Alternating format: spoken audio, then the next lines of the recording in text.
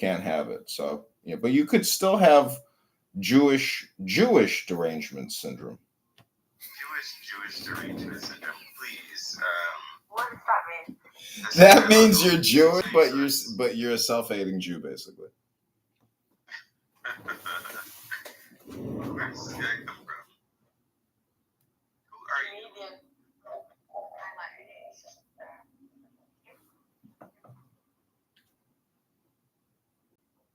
Chucky, Yeah.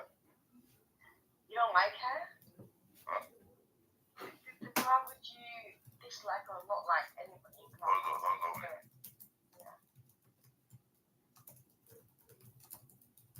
I don't get why people take this app serious. I don't get it. People take this app seriously because we use words, and we take words seriously because that's how we communicate and program each other and ourselves. What's the space? Chicago cheeseburger. No, I'm just saying. I don't think you should dislike or like anybody. It shouldn't affect you that much. Maybe you shouldn't come to that, in my opinion. But interesting. So, Adrian, what do you do in Israel? I'm a student. Wow. What are you studying?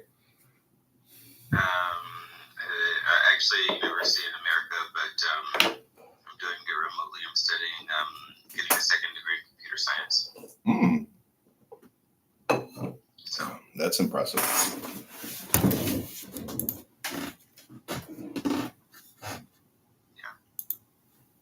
Yeah. I mean, science, math, programming. Like I watch these tutorials on software developing, code, and I'm just like, man, no fucking way. Could never, ever, ever become smart enough to do what, these people are doing. So I have. A lot of it is just about practice. And, I'm not the best at it by any means. But, the more you do it, the better you get at it. And the more you understand, the structures. It's all about structures. Well, I say life is too short to start over, so I got to pursue my my talents, maximize my talents. How's the YouTube channel coming? Not YouTube channel. What do you do this? Do you stream on YouTube or just Instagram? YouTube, Instagram, X, TikTok, etc. All the major platforms. Have you been able to monetize from it? No, it's that's an experiment. But... Yeah.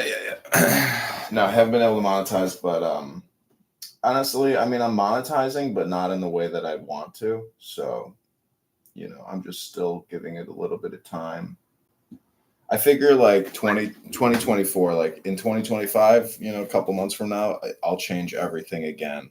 I've realized that failing fast and changing is the only way to progress. It's just like the theory of evolution. It's like change or die. Yeah.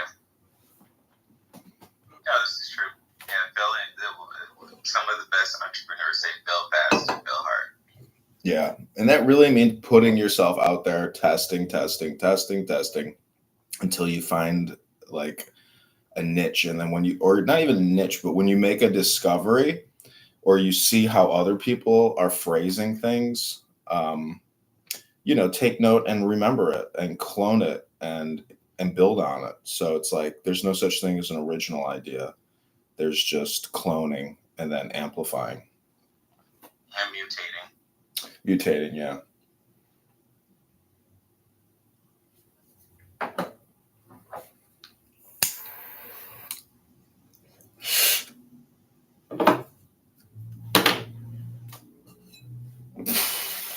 Some windows on my computer because I'm using up too much memory.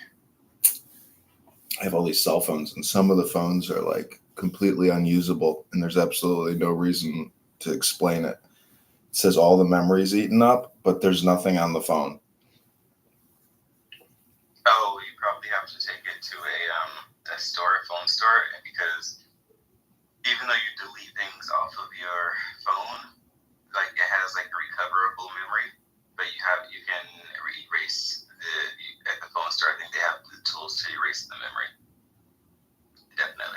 See, that's fucking retarded.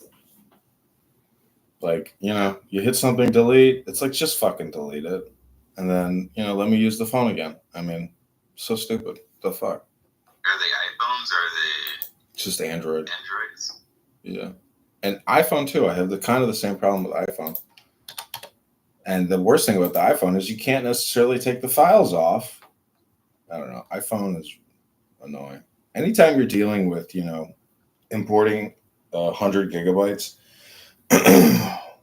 man, I'll tell you, these laptops and these desktops, they have not been keeping pace. What's that one? You're in computer science. What's that law of multiplication for like speed or memory storage? What's that guy's name? It's like the most, it's not Morgan's law, but Maxwell's law. Is it Maxwell's law?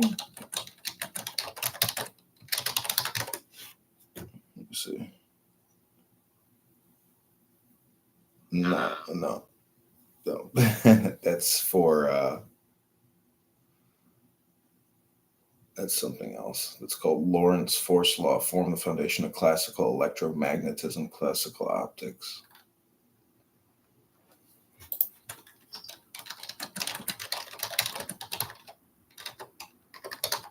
Oh, I'm sorry. This is Moore's law. That's what it is. Moore's law. Yeah, Moore's law. Yeah. Single chip doubles every 2 years at a minimal cost. Number of components on a single chip doubles every 2 years. Yeah, not actual science. It's an observation. So what I'm saying is Moore's law is bullshit. Observation that's ringing true since he came up with the observation.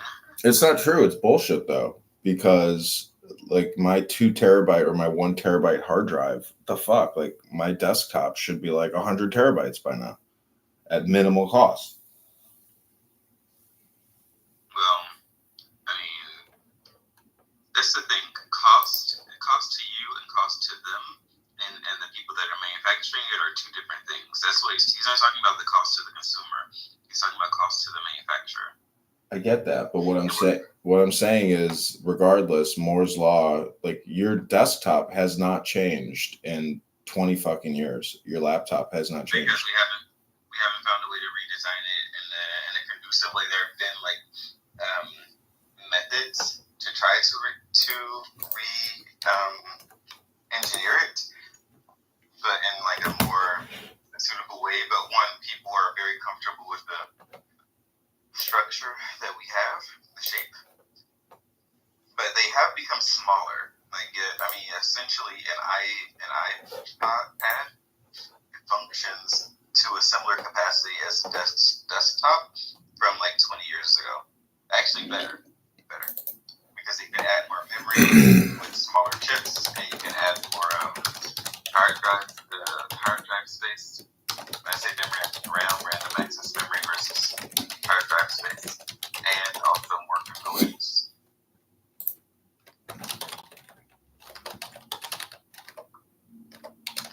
So we have, and also cell phones, right? I don't know, Android phone, iPhone, whatever. They have much more power in them and are infinitely times smaller than than the first computers. That's true. I guess that's true. But I mean, well, yeah, that kind of does work out. But I'm just still disappointed because I film so much that it's like, man, 100 terabytes on a nice desktop should be standard. I mean, it's really just a question of profit. Like they probably couldn't turn a profit. Yeah. So that's therein lies the thing, right? So we are actually how much do you think the first IBM computers were cost? Oh god, hundreds of thousands probably. Yeah. And they have a fraction of the amount of memory and speed, and they also weren't internet equipped. And they were doing basic calculations and processing. And now we are using Wi-Fi to speak between our phones and our routers.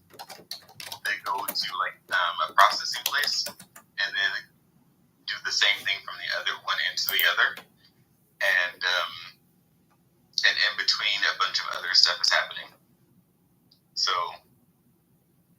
and we paid probably a few $100s for it versus a few $100,000 for it.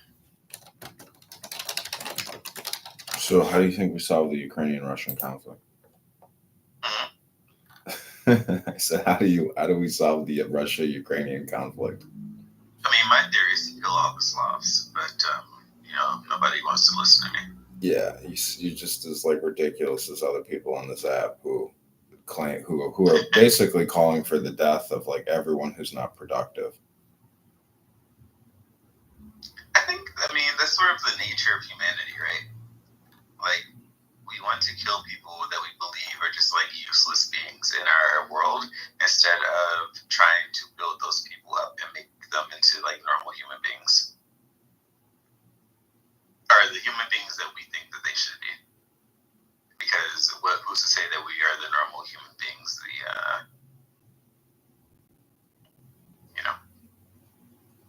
Jesus, I'm watching an attack drone drop 100 pounds of thermite on a tree line and then detonate a C4 explosive. That's wild. Sounds lovely. Just killed like 10 Russian soldiers. Yeah, drones are just fucking next level weaponry. Just incredible. Come out of fucking nowhere and just blow you up.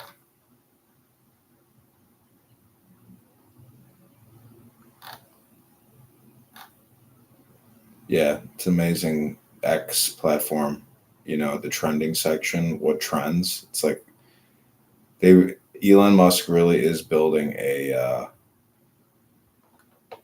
next level platform in terms of like content and then optimization for maximum user engagement.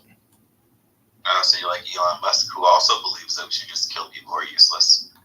Yeah, that's what they were talking about in this room yesterday. And I was like, you guys are genocide. Like, you guys will commit genocide. You have no problem watching people die. You're sick people. Like, you're actually crazy people. You are sick, like mentally ill. Yeah, some people are just like mentally ill. That is very true. But luckily, very few people on this app have any actual power to do anything. Yeah, it's true. So that's a good thing for the rest of us. Yeah, it's amazing how we can give so much. Like, is Shuki still here? Like, so many people, hate Shuki because he stands in their way and he causes them extreme emotional distress with his position and his tone or his communication. So that to me is like the amazing observation about this app, that our words, even though we all know that most people here have absolutely no power outside of the word game on this app, we still give our emotional all to the app and to the communication game that's happening here. And that to me is like what I don't think people really understand.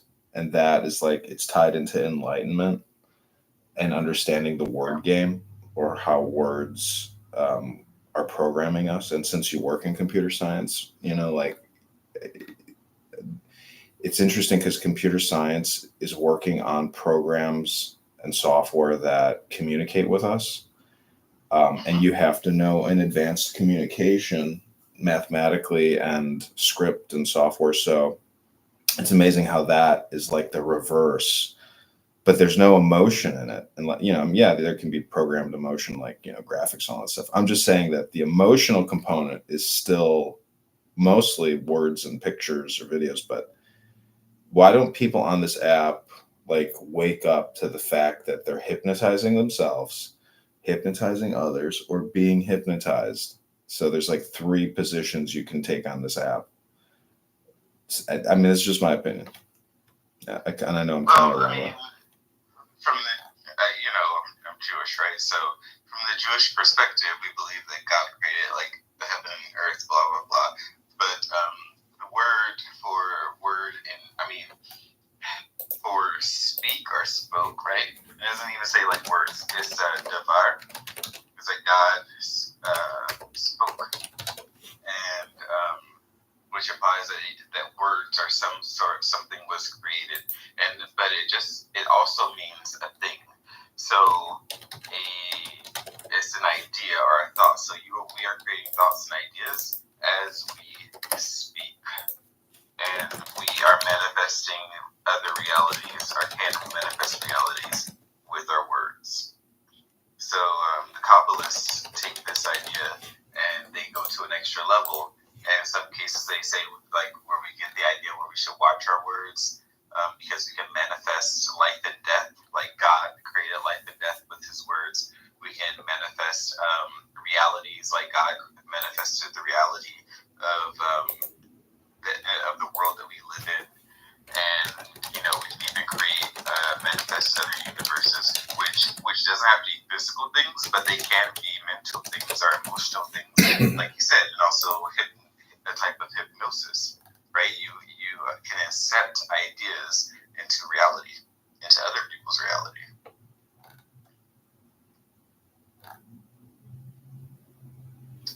That was you.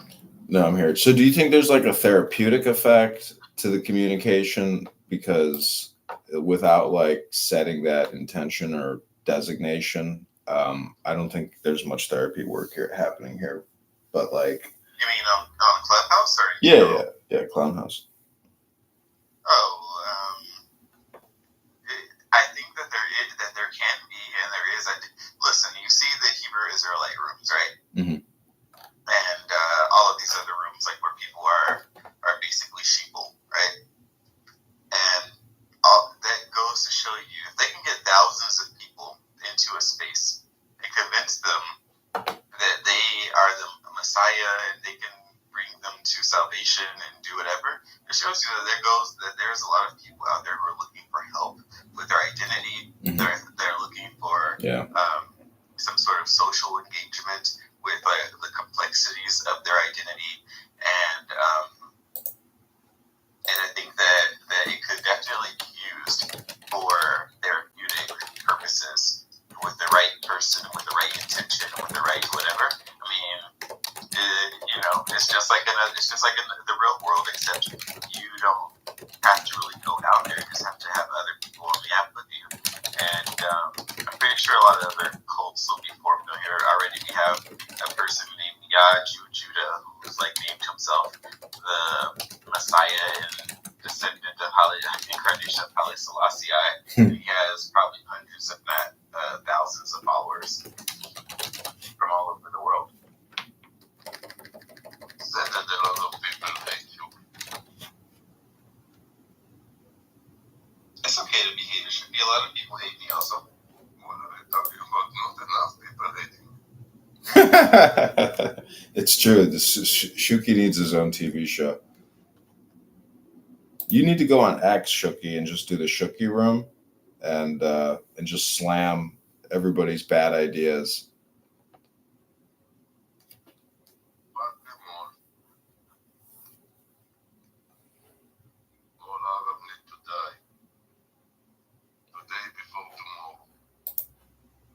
See, that type of free speech communication is all the rage right now. Well, this type of device has given people a platform. It's just like blogs, right? The blogs are first coming out. Yeah. Everybody had an opinion, and everybody had a blog, and they were like bloggers, blah, blah, blah. This is just a similar thing. It's giving people the ability to create their own independent talk shows. Mm-hmm. But let me ask you, what is the difference between from the river to the sea, Palestine when they flee, to what I'm saying? What is the difference exactly? Why they can and I cannot? You're asking me? Yeah. I don't think they can, and I don't think that. But they do, and nobody is stopping them. That's literally a threat, right? According to the standard, so-called standard, the double standard. But at this point, it's because they are seen as like a minority, right? When this is why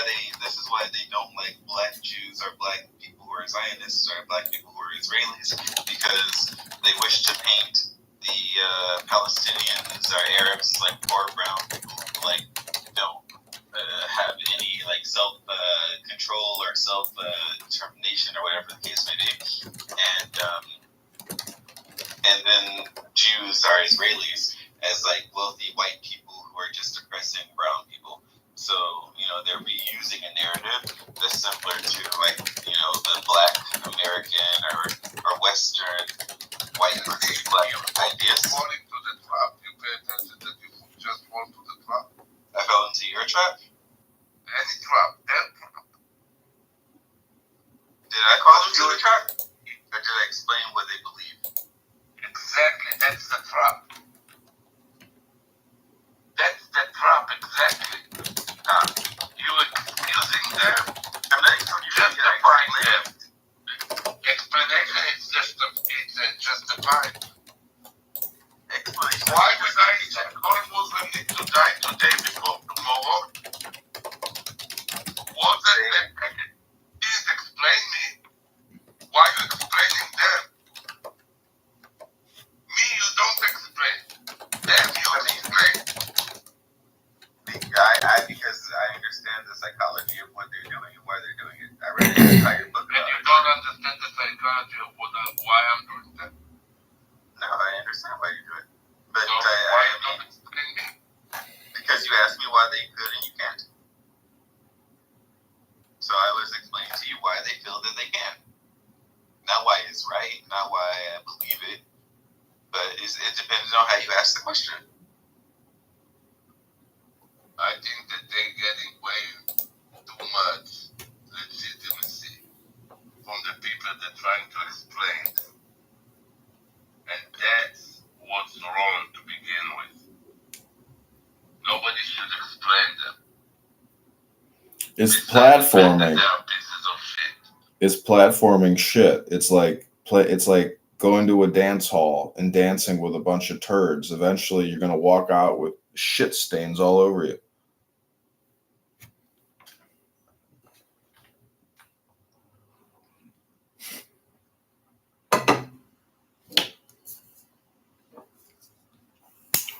Well, I think that it really depended on how you asked the question.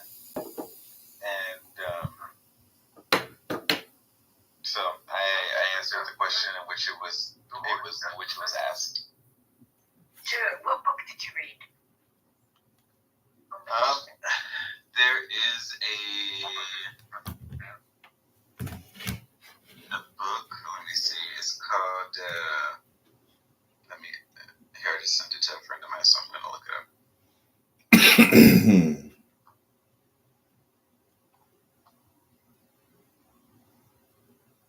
You should get the book Marcus Aurelius or the Harvard Classic with Epictetus. Read Greek Stoic philosophy because it might help with software development. I mean, I don't know if it really will, but it will help with AI development, because AI is so socially woke that it's just boring. Well, yeah, I actually wanted to study philosophy in college, but my company was paying for me to go to school, and they said, "You study business or engineering or science or something." So I actually have in my library a lot of philosophy books, and my favorite genre is Greek philosophy, mostly Plato and Socrates. Those are good, but Aristotle. Epictetus and Marcus Aurelius are very short, and I would call them like masters of philosophy. With Aristotle or Socrates, you're getting incredibly long, drawn out thought explorations, but with Marcus and Epictetus, it's very direct. It's very businesslike. Okay, give me a second. I'll look them up once I find this book for a reread. Frick.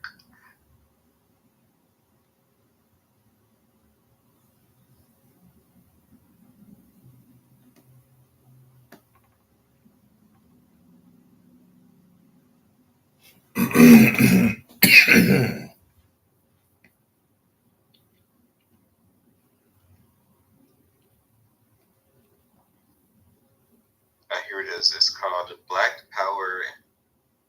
Why? Yeah, because the why. That's what I'm saying. That's what I'm saying. Like, a simple answer is you're conflating the concept of evil. Evil is perspective-based. It's evil to you, but it's not evil for the universe. The universe is just all good. Part of the good of the universe is your death, or this kid's cancer, or that hurricane. And you just don't get it, right?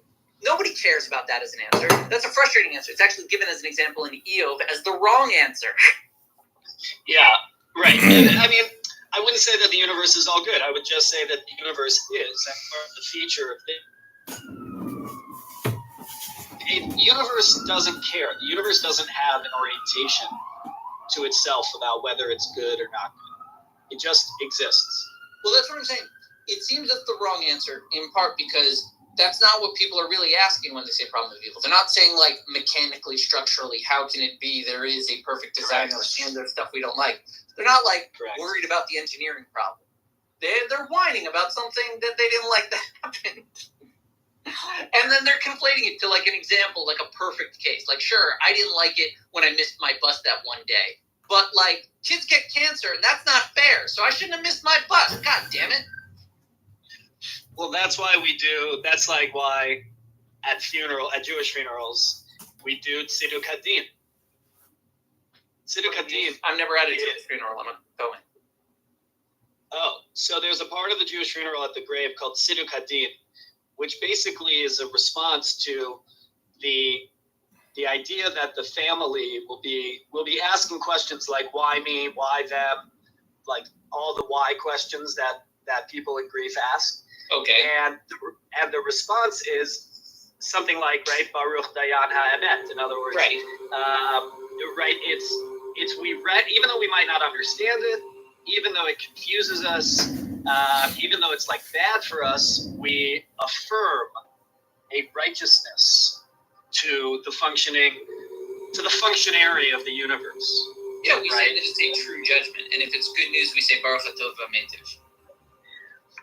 Right, but the fact that there's a bracha and not a kina is significant. You know what I mean? Conceptually speaking.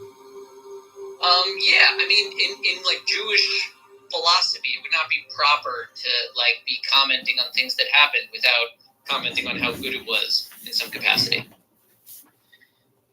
Right, or that's why Baruch Dayan HaEmet is such a carefully worded one. It doesn't even use the word tov. Correct. Emet is something else. That's right. That's right. That was something I had with a friend that like said he no longer believes in God. I said, fine, but what does emes mean?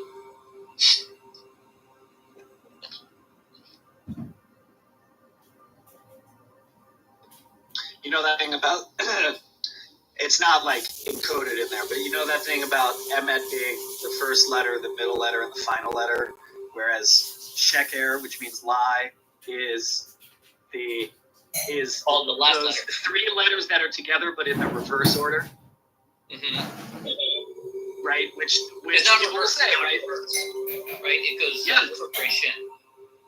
Shin kuf resh. No, but it's kuf resh shin. Kuf shouldn't be in the middle. Yeah, you're right. But so it's both backwards. It's both backwards and out of order. No, it's only out of order. No.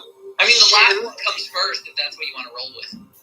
No, what I'm saying is, but it moves backwards, right? It moves the other direction of the alphabet. It would be sheker. It's sheker. Go on. So I'm saying it's out of order and backwards. Fine. So what does that prove? That it's a lie? That lies are crooked. That lies don't go in order. That lies go backwards. Whereas truth is representative of the whole and in order and forward because it's the first letter, the middle letter, the final. It's just a drush. Okay, I get it, but I just want to tell you that drush reminds me of the song from the little drug jingle from Arrested Development when they were like selling a drug. And here's how it goes. There's no I in Timosil, at least not where you think. That's right. Oh, Timosil. What a great series of episodes. There's no I in Timosil, at least not where you think. At least not where you think. That's I love that because I keep wondering if it's not between the C and F.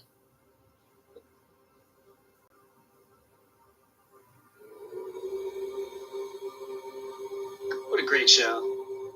Yeah. Can I start calling you? Can I start calling you Bob Lala? Bob blah blah. I like Bob blah blah blah blah. I follow Bob blah blah blah.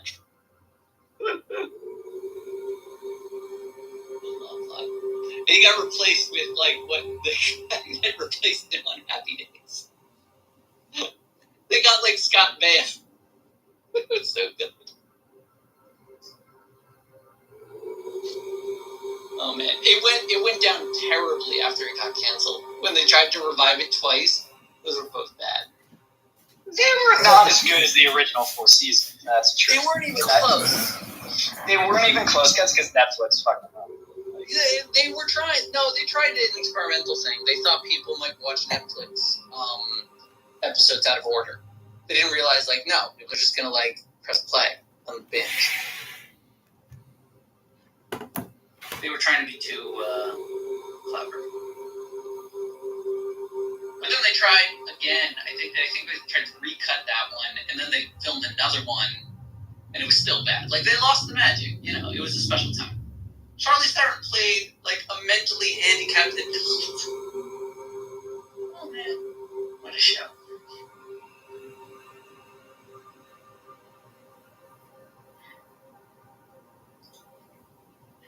Have all your kids gone back to school yet?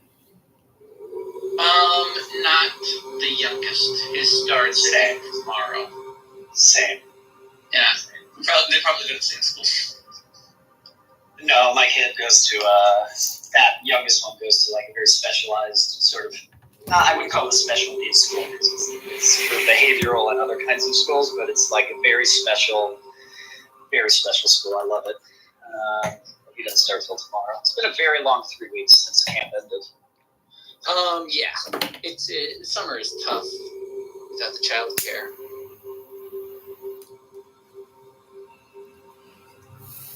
I had my nanny helping, but mostly for the little one. Although my son, he came back like day before camp started. Like he came back Labor Day Sunday.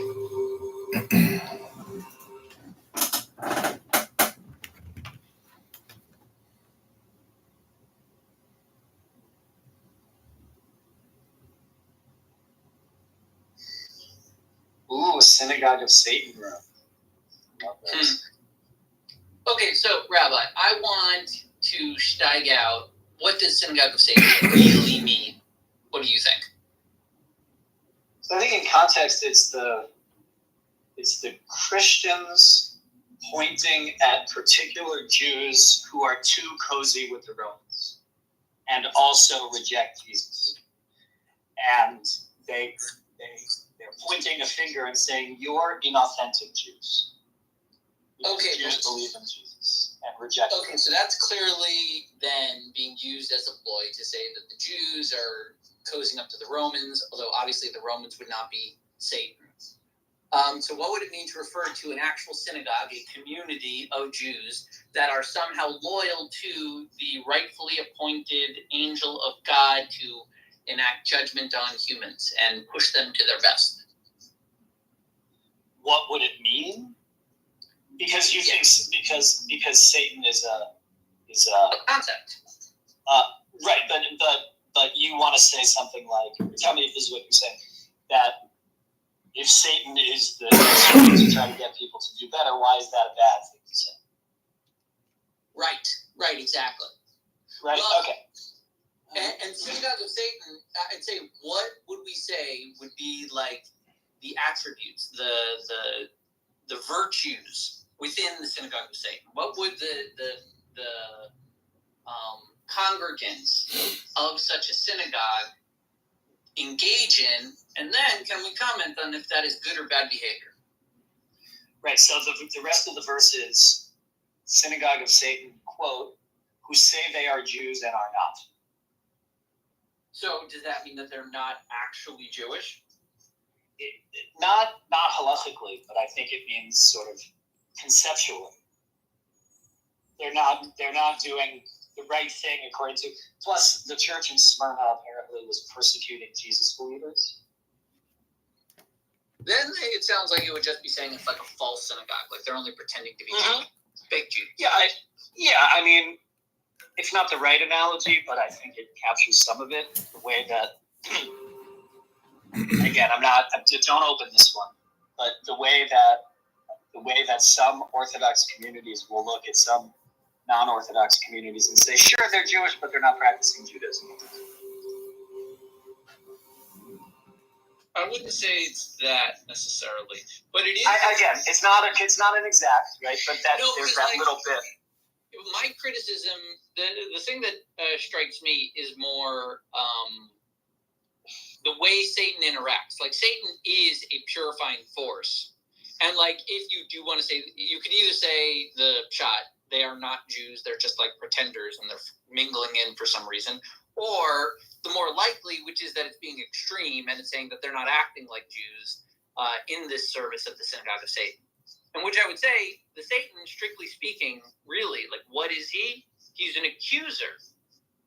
Which is exactly what the Church of Smyrna is doing to the Christians, according to the Book of Revelation. They are acting as Satan by persecuting them. Which is why I'm saying, interpreted charitably, I'd say the better descriptor of the synagogue of Satan is a group of true Jews that are practicing Judaism, yet somehow their interpretation of Judaism results in accusations and oppression of other Jews. Yes. I think in context it was about internal Jewish sectarianism, and later it became a way to be anti-Semitic. Of which the rabbis agree. The crime that the Jews have considered is theirs to bear until the Third Temple is the disunity of the nation, that we fight each other. So this is not like a foreign teaching the Christians are using. They're using a rabbinic teaching. They're like, this is common. Well, that's because early Christians are rabbinic. But understand the weird gaslighting dancing that happens here. They're criticizing a group of Jews for criticizing Jews. That's right. You see, it's an endless cycle, and they're creating it. I mean, like, I'm sure they were criticizing them, but, like, the answer to the question of how can you stop critical Jews from criticizing Jews without criticizing the Jews criticizing Jews? You can't. You can if you toe the line, if there's an actual correct answer. And it's not criticism, then it's simply insight and study, which is why the answer has always been the Torah. So it's not like that guy pointing out his Judaism is wrong. That guy's bad if he's pointing out anything other than the Torah. Just keep pointing out the Torah. That's the answer. Right, except in the rabbinic tradition, there's not one answer. Like, the return is, yes, study, plumb the texts, right? But the maintenance of the dialectic is primary. Whereas the Christian, right, whereas the rabbinic answer very simply says, you can't criticize Jews, so simply review the text. You'll understand for yourself, you'll understand what they're doing, and you'll have your own little opinion. Correct. The Christian did the same thing with their central doctrine. Correct. They said, I don't care how Jewish you look, act, or think. If it doesn't result in taking care of the little guy, you ain't Jewish. You're a synagogue of Satan. And then it just becomes an endless cycle of criticism to each other where they're not hearing each other because one is saying you're not following the law, and the other says you're not following the law because you're not very nice. Something like that, right? But, like, I think the broader point here is if we consider the early Jesus movement as an insider to the rabbinic tradition, which I think a lot of ways it is. I could categorize lots of the New Testament Gospels, especially as like an extended midrash project. Yeah, there's a lot of ways that the Jews can understand the New Testament in ways the Christians probably never will. Correct. Actually, there's a great volume called the Jewish Annotated New Testament. Yeah, you referenced it before. It's very good. Very good. I have no doubt. Probably there with like ancient and at that point modern Jewish culture and like standards. Yeah, and like what it does best one of the things it does best is explain how different Torah biblical verses and Tanakh biblical verses are used right or used wrong, or whatever, the adjustments made and how they're being used, right? And that's Midrash.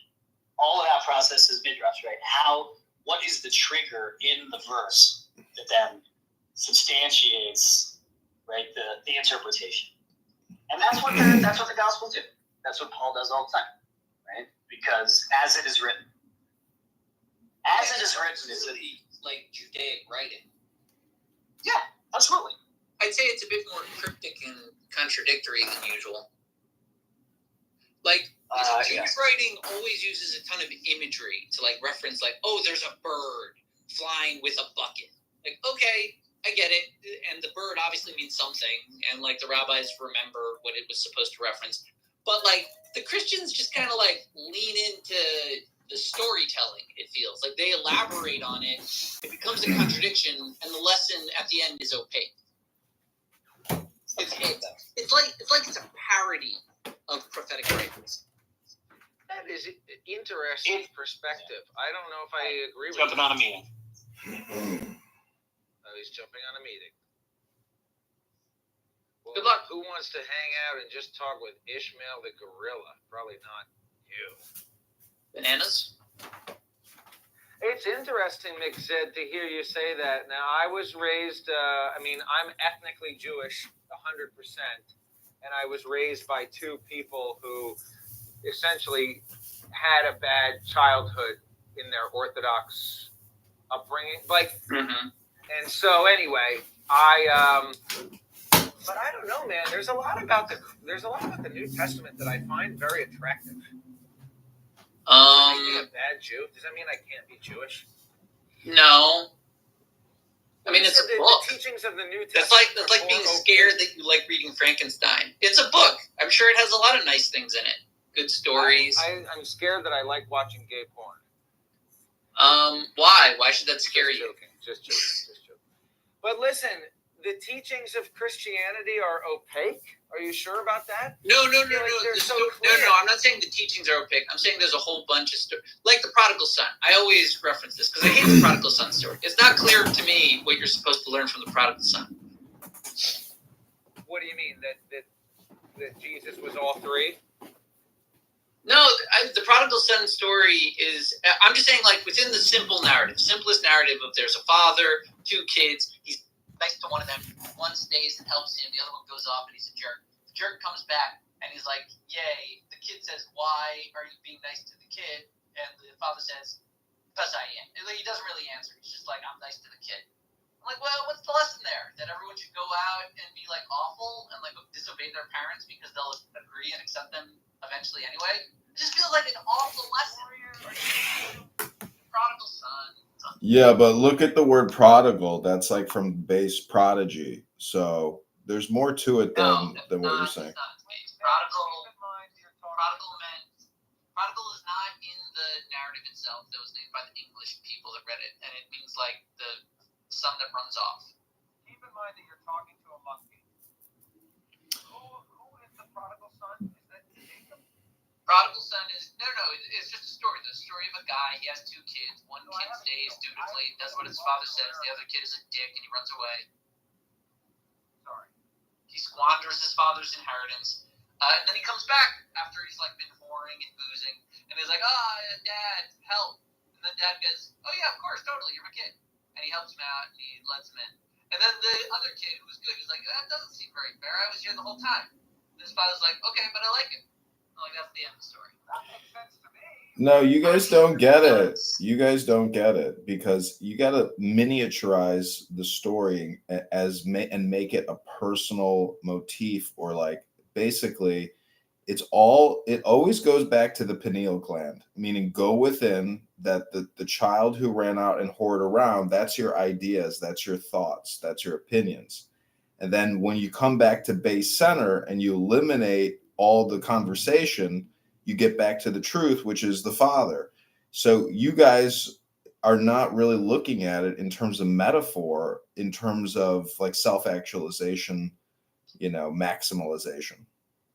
No, I'm being very simplistic. I'm saying if I'm a child and I hear this story of a father with two kids, one that gets everything, the other that does everything the father wants, I'm going to be the one that wants everything rather than the one that does what the father wants. It's a simple choice to make. I know, but all these stories have an ego death to it. I've said this before. I feel like the story could be fine. I just think it needs like an ending. It needs to like the ending is the ego death. That responds to the son that has the objection. I feel the kid's objection remains unanswered, and I feel like that's a failure. The kid's objection? Yeah, the dutiful kid. The dutiful kid complains that the prodigal son gets his father's protection. Everybody deserves love, Mixed. Yeah, but this is like Clown House. Except It's a for bunch. The dutiful son. The dutiful son gets ignored. Mixed, the dutiful son who complains is still in the wrong too. I mean, all of these perspectives and all of these relativities is you got to really try to view it from their perspective and then look at the positive and the negative of their perspective. So then I shouldn't do the right thing. I should live the life of the prodigal son. No, that's not what there is no moral story. There is no moral ending to that story. It's about relativity. Have you guys read Damien? John, have you read Damien by Herman Hesse? No. Oh my goodness gracious. But you like that type of shit. You would love this book, John. You know, you open the book and it says, I only wanted to live in accordance with the promptings that came from my true self. Why was this so very difficult? I don't know, because you keep lying to yourself? Yeah. Exactly. So listen, this book is not Ishmael, fuck Ishmael, the gorilla. Damien, it's about this young boy with a friend named Damien. It's like if I wrote a book called Adrian Dittmann, and the book was all about my friend Adrian. And anyway, this guy, Adrian, he's like very androgynous. He has many retellings of biblical stories in this book. So, for example, there is the story of the two thieves on the cross with Jesus. What happens in that story? Do you remember that one, John, where Jesus is dying on the cross, and there's two thieves that he meets right before he dies on the cross? Yeah, we know the story. Just make your point. No, well, I don't know if Mixed knows it. Do you know the story, Mixed? Not well. So basically, in a nutshell, one of the thieves repents and joins Jesus and says, I'm sorry for being a thief, that was bad. And the other thief doesn't repent. And presumably, we're supposed to conclude that the thief who repents goes to heaven, and the thief who doesn't repent goes to hell. But Damien says, like you're saying, what are we supposed to do? Am I supposed to not try to be good, like the dutiful son? Am I supposed to just do whatever the hell I want and follow the promptings? Yes. The answer that Jesus says is yes. Not Jesus necessarily, but that Damien says is yes. Well, the thief who repents on the cross is a bitch. But he got to heaven. No, he didn't. That's just make-believe. Oh, he died. He died He goes to hell? as a dog. Al-Baghdadi. He died as a dog. He died crying. Does he go to hell? He cried maybe Al-Baghdadi. Listen, the point is... Yeah, Ishmael, I don't think you understand, but that's metaphor too, man. Everything is metaphor and analog or abstract. What don't you get about that? You guys are so literal about everything. That's how stories work. They're literary devices. The thief who does not repent, although he rejects the teachings of Jesus, he stays true to himself. His life as a thief has served him through his whole life, and it has led him... Oh, the story is about how the thief bravely persevered and avoided repentance? Yes. That's a dumb story. What was his name? Barnabas or something? Herman Hesse. No. Oh, speaking of which, have either of you seen the new M. Night Shyamalan movie, Trap? No. It's really good. It's surprisingly good. I really enjoyed it. Man, you know, I was just organizing my DVDs and I saw Dinner with Andre, and I was actually kind of happy that I had it because I thought about you. Then I was like, well, I'll always have this to remember Clubhouse and Mixed. And I guarantee you will watch that movie again at some point, and you'll be shocked at what you forgot about it and what you're See, I told Like you. that movie, John? No, it's not that I didn't. It's not.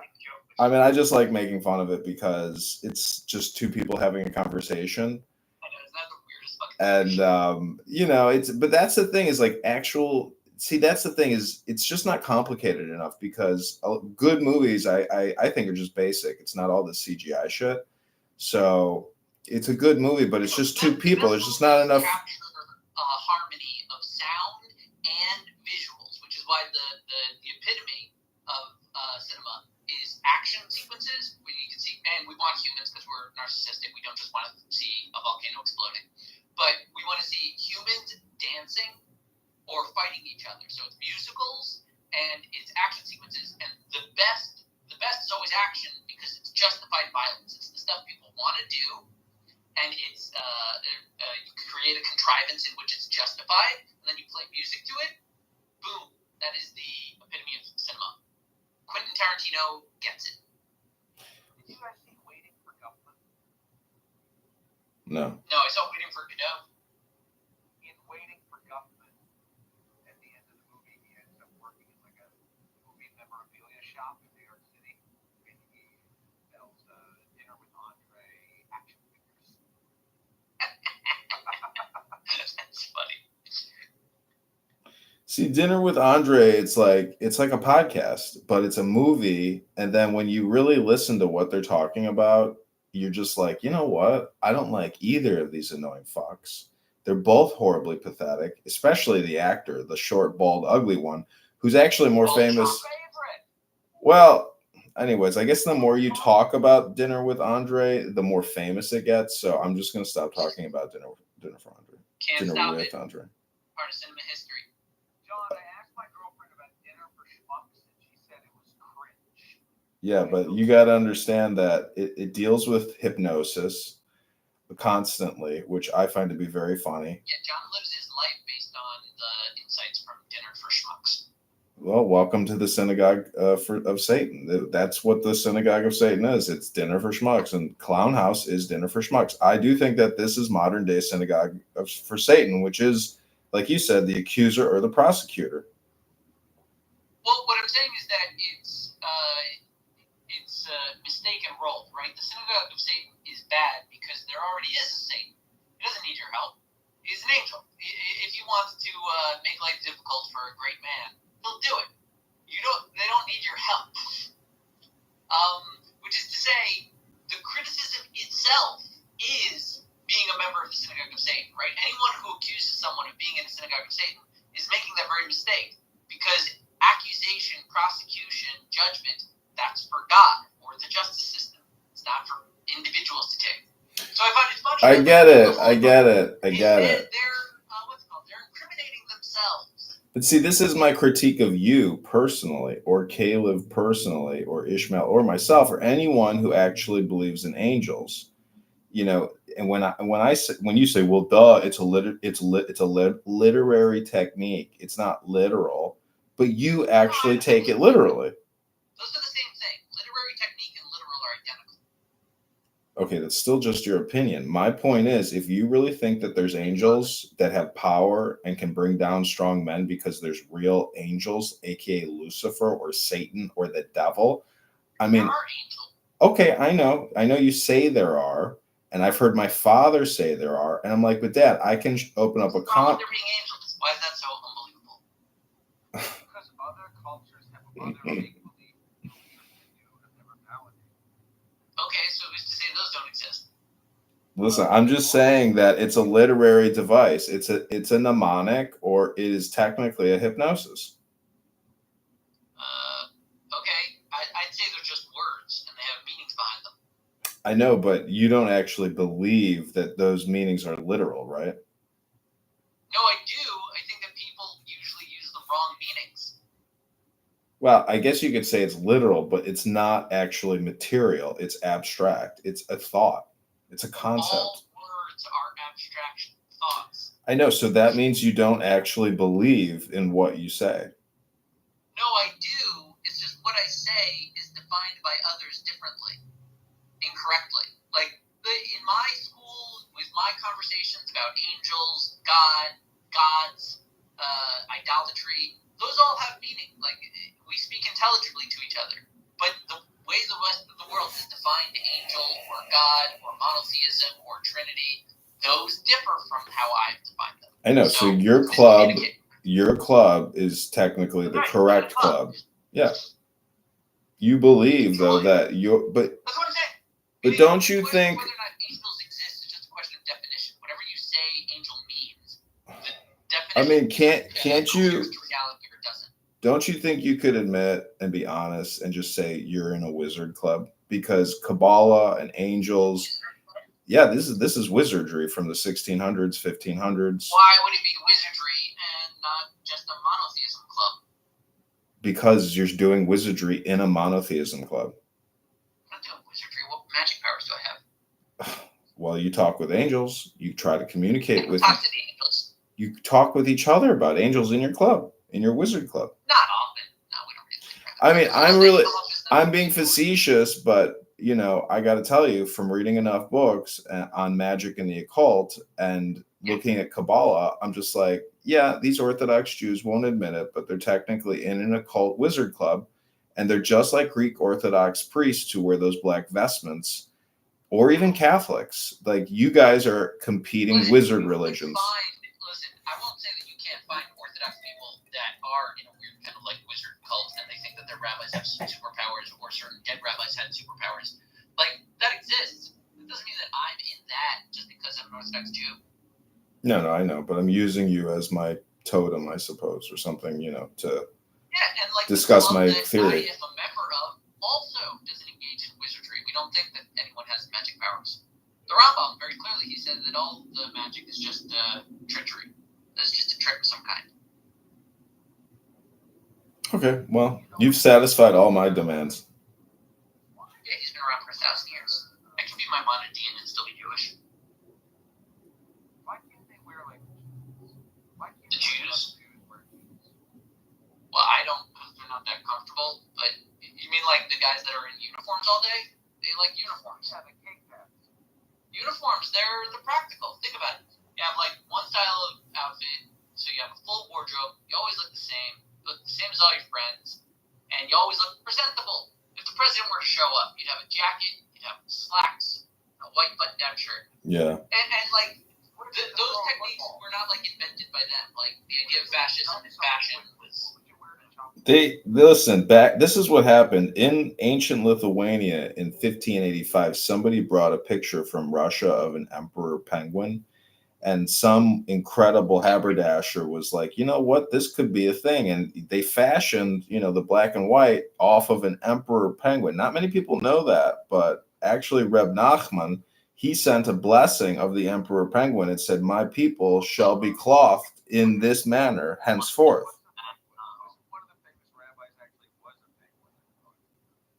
How'd they get a picture in 1555? That was the miracle.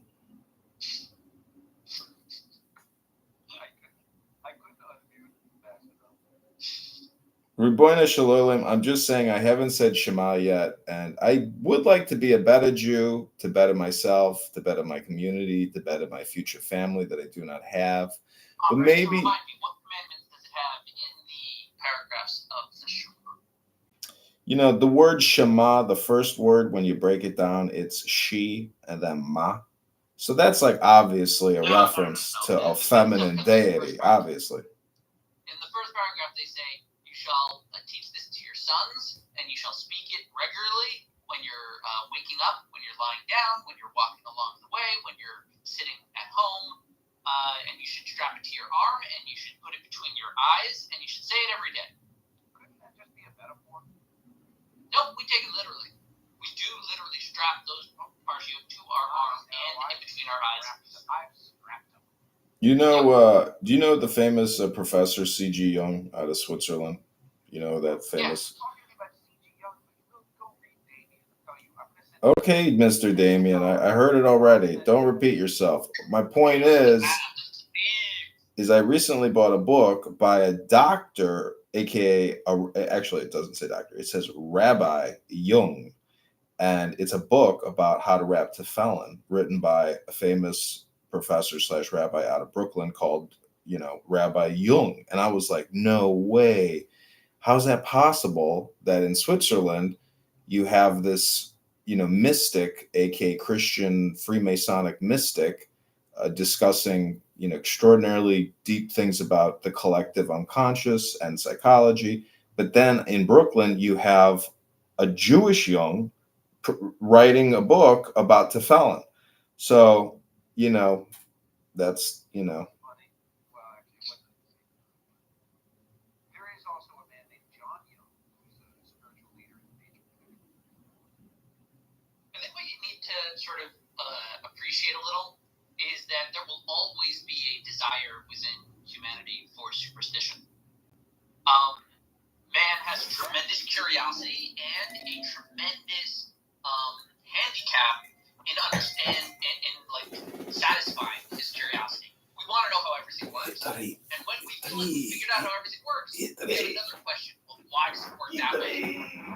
Right? There's no end to human curiosity, and there are limitations to what we can actually figure out. As a result of this natural paradox, everyone stops at some point. No one ever figures out everything, and some people stop very early, but the curiosity is still there. They still want to know how things work, so they'll just pick things up. Bad answers that may have been around for thousands of years. An answer given by a friendly person or a particularly successful person. Humans will continue to incorporate bad ideas regularly into their lifestyle so long as we are on the planet. I know, but that's because they don't pick up myth or origin stories, and that means being original. If you want to be original, this is what I've heard Alan Watts say, you have to use origin stories. And if you look at all these comic book movies that are very successful, everyone has their origin story, if you want to go into the pantheon. So, it's a recurring motif.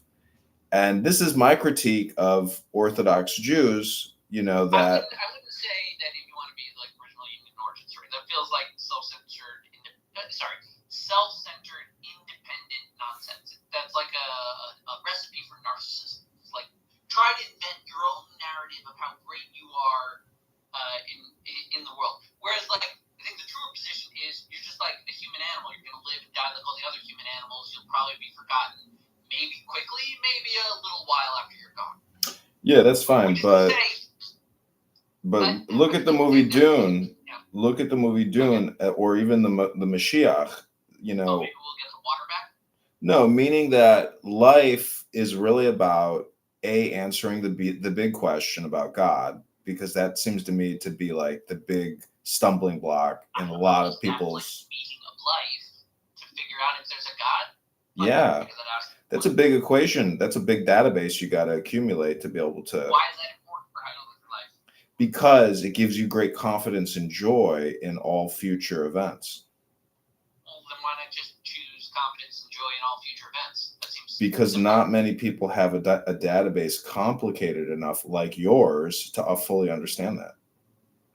No, I'm saying, if you say the question is whether or not God exists, that's the ultimate meaning. I say why. You say, well, because then I'll be happier in this way. I'll be more optimistic for the future. So you say, okay, so just be more optimistic for the future. You don't need to answer. That's not what I'm trying. I'm just asking. I'm just presenting the broad question. But listen, the second point that I'm trying to make is that I lost what my second point was based off of the first one.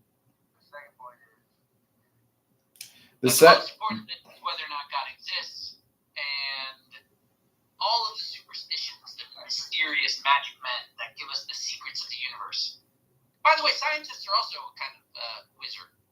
Yeah, absolutely. A lot of people argue on Clubhouse, and I have to Simon does this a lot, where I have to ask Simon, Simon, can you restate your point and restate your point? You guys are agreeing. We're mostly agreeing with each other. Ishmael, also your mic is really low. I'm having a hard time hearing you. The argument I would make against that. All right, pop quiz. Pop quiz. Okay, well, before you ask, my answer is shoot the hostage. Okay, fine. Is it better? Thanks. Yeah, thanks. Brand new microphone. The pop quiz. And this, I think, is a little bit to back up Adrian's position. A little bit. what's the first question asked in the Torah? Oh, that's a fun question. Yeah. Are you? Where am I? Where are you? Yeah. Where are you? And the answer to that is something like, not only where am I now, but where do I come from? I had a teacher who said that the rest of the Torah is the response to that question. Oh, like, where are you? Where are you? In other words, telling your story is the answer to the question of where are you. Okay, so that was the critique I was giving on John's point. In terms of one being original and having an origin story, I guess that's like true. If someone is original, then they have an origin story. But like, an origin story is just like a fact. All things have it, and the notable ones we track. Trying to invent your own seems to me like a recipe for narcissism. I'd say rather than like aiming for originality, which seems like a weird kind of pursuit, I'd say that you can't aim though for originality. You can only draw from the origin. Draw from the origin. I mean, Yeah, I think that's right. I think that's right, right? Like, most of the origin stories we have are allusions to earlier stories. This is better. They're reworkings. Yeah, it's better. They're reworkings of earlier stories. What's your response to the indigenous creation myths all around the world? Are those all? Might be true. I wasn't there. They might be true. Yeah, I don't mean, like. they're not. We live in like a scientific age that's kind of comfortable with cynicism, but I've always been comfortable with humility. Like, I don't know what happened before I was born. I've heard all of the stories. Like, why should I believe you rather than that guy? What's wrong with pantheism? Nothing. No, there's lots of No, it's fine, but in the abstract, right, as a system of organizing, there's nothing wrong with it. It has some challenges. Might have some deficiencies up against some other systems. See, you're. In the abstract. Well, Caleb, I would say if you could convert all of humanity to the same, would you want to convert all of humanity to the same religion? Wouldn't that be convenient? No, you don't think so? No. See, Well, you guys I are do.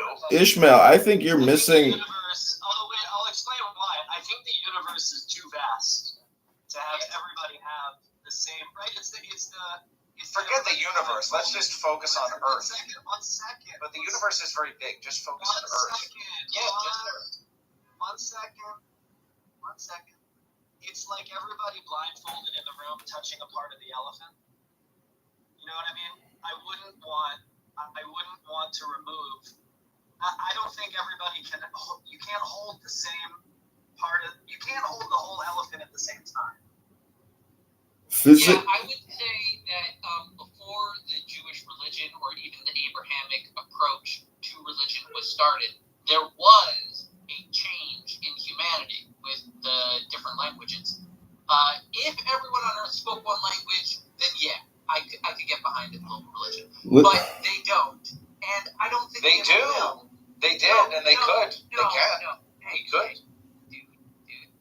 I believe that when God changed humans to have multiple languages, that was in the nature of humans now. We have different ways of thinking about things and seeing things. I don't think the languages will change. And I don't believe that religions can basically jump over languages. I think they're pretty much native to their language. So you actually believe in it all, literally, the Garden of Eden and all that? Well, like it was a place?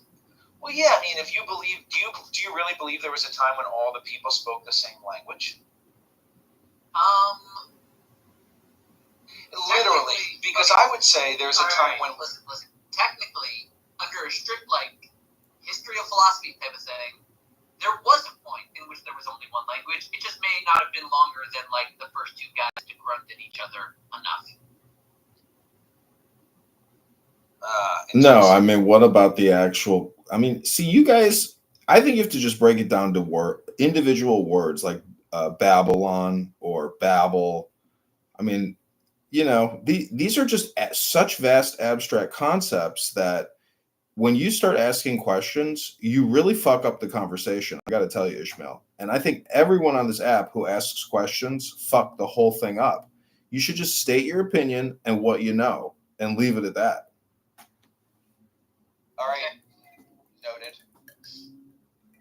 Yeah, basically, I think that humans, part of their nature, part of like what they are, is their language. It's how they think, and they're raised up in whatever house. They start with like their prime language. They can maybe be bilingual, but like it's basically the way you think. And humans are still like animals. They get like one, maybe a couple, but like that's their operating system. And I don't see that changing. And I think that cultures, communities, mores, concepts, they're really kind of localized in each one of those languages. Well, I think it would be good if we could convert all of humanity to the same religion, and I think that religion should be pantheism.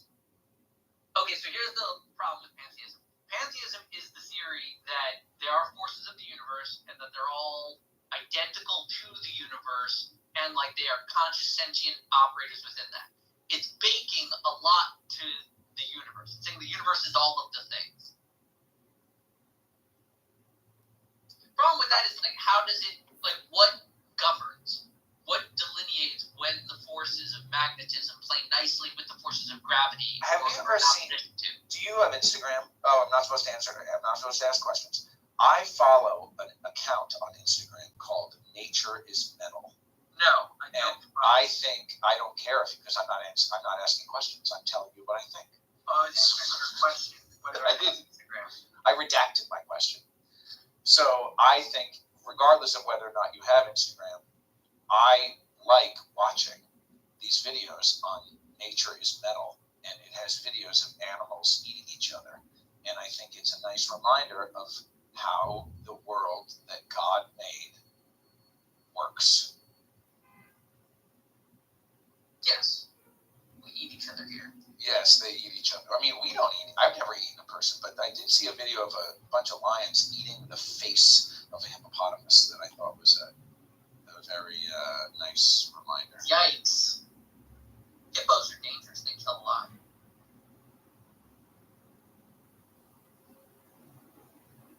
No more questions. So much for the Socratic method. Yeah, your Socratic method is not a method. It's a stupid conversation. Socratic method is still leading us to a conclusion. Right. Well, obviously, I mean, I am Ishmael the Gorilla. Have you guys read Ishmael by Daniel Quinn? Or have you ever heard of Derek Jensen? I was going to say, too, there was a time when humans spoke the same language. Maybe it was the time when the first two guys grunted at each other, although arguably humanity evolved in different places. For a while after that, I'm sure. Possibly there were different types of humanities to evolve in different places. There was the Hobbit people, there was the Neanderthals, there was the people from Africa. They all had sex with each other, and that's why some people have a ugly face. But there was a time when all people spoke the same language. Derek Jensen calls it the language older than words. And the idea is that for the first few 100,000 years, well, it was kind of a language. It was the language. I mean, do you know much about like what was going on? Please, no questions, Ishmael the Gorilla. No questions, please. No questions. Yeah, just try to talk without questions, please. It's a challenge. It's a good challenge. I accept. But the era of the single language would be lost to us because they had not yet developed the technology of writing. As far back as we can figure is like 20,000 years. And we know that humans were around for 200,000. And that means fully evolved, probably with language somewhere within the 200,000 years. That's like thousands, that's epochs, eons that humans were spreading around the world and could have been understanding each other perfectly from the beginning. We don't know. Like the eras that are lost to us, you can't even begin. Like Atlantis was probably a genuine place. Like they pretty much found it. But I would declare that technically at this very moment, everyone on the whole planet actually speaks the same language. And that is essentially known as the direct pointing method or the language of silence. Yeah, that's fine. Communication is different than the language. Yeah, that's fine. But as languages become particular and and the unique symbolism of this language versus that language, because all words are just symbolic. It all becomes that. Right. That's right. All communication is hypnosis. All communication begins in misunderstanding. And the success of the communication is whether you can jump the gap, right, back to the communication silence, right, even if you're using words. Right? Words are the replacement for the communication of silence because we became so linguistic and we developed culture. Culture is very forceful. Very forceful. In fact, culture might be everything in terms of the new human condition. Well, look at the word culture. Yeah, I think that's the part of Baba. Look at the word culture. Cult. Distinctive cultures. Well, I mean, the word cult is in culture. You can't deny it. Yeah, a cult is an offshoot of some existing society that aspires to develop its own culture. They are a cult because they haven't yet developed their own culture, so the existing society views them as a deviation, which it is. Yeah, the cult that's right. And cult simply means, a set of ideas and a set of practices. Yeah. Like, technically a company, like a formal corporate entity, is a kind of a cult. That's why there's a corporate culture. Yeah, something like that. Well, and they do it with, like, strict laws, and they obey all the principles, and it's for fair wage. But in the end, this is what we do here. You do it like this. Don't do it that way. We want profits. Why? It says so. And that's why in corporate culture, that's why I had it in my first synagogue job. There was a button attached to the window shades that said, "We've always done it this way," with a line crossed through it. Culture can be stultifying and ossifying. Well, look at the word corporation. The root words are core or cooperation. And then when you look at cult, it's like culling, which is like prodding. And I just kind of view them as being a for-profit and the other one being a non-profit.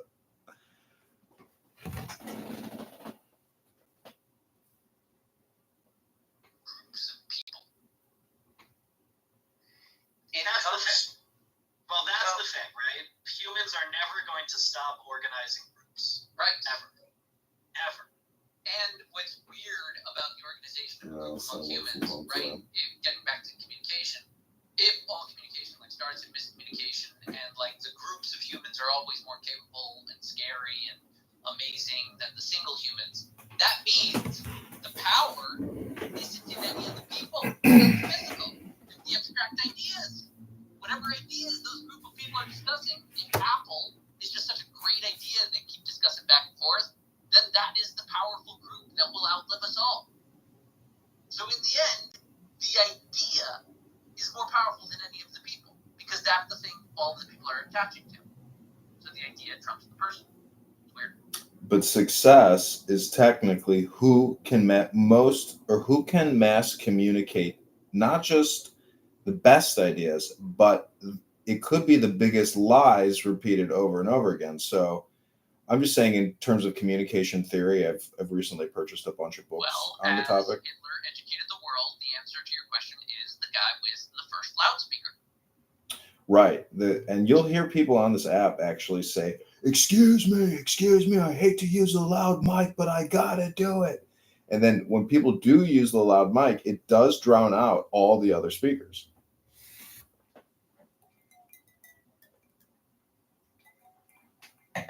That's the bluntest of communication tools. So there's a book, it's called The Simulacrum. It's acknowledging the mechanical process of the power of the idea, right? A pure, true idea that everyone can see and understand. That's amazing. Everyone will see it. Everyone will be united. That idea will be the most powerful idea, greater than any person. However, I still got to communicate that idea to people, right? Even if I have this perfect idea that's easily accessible, they didn't hear it. They're in the back. If I technologically get the idea further than the perfect idea, it doesn't matter if my idea is perfect. My idea is the first one heard. And I get other principles, right? So, like, first mover advantage. I was the first idea he was thinking about, right? I raised him with these ideas. Doesn't matter how great, perfect, and pure and true your idea is. This kid knows what I tell him. Yeah. That's like the Amelia That's called Earhart. education. That's the Amelia Earhart theory, meaning if you're first to marketplace, you'll always be remembered as being the brand of that category. So by instilling in early programming, particularly through Orthodox Jewish, educational day schools, you're setting your kid up for a programmatic success because you're giving that individual origin stories to draw from. That's my opinion. It's a fair point. I do think that religion is part of how cultures maintain their history and their philosophy, theology, morality, their grasp on life. And I think that having that over a sustained period, like, with people constantly reviewing it and taking it seriously, creates a massive library, a catalog for all of the different descendants that will pop up throughout time. Right? They're all trying to communicate to themselves about the past and the future. And so it becomes one large organization through time. Well, what I like to do is mantras, and so I just repeat a word over and over again. And so I think you can do it with any word. And so I was doing it with the word God yesterday in the shower, and I realized that it's really the word go.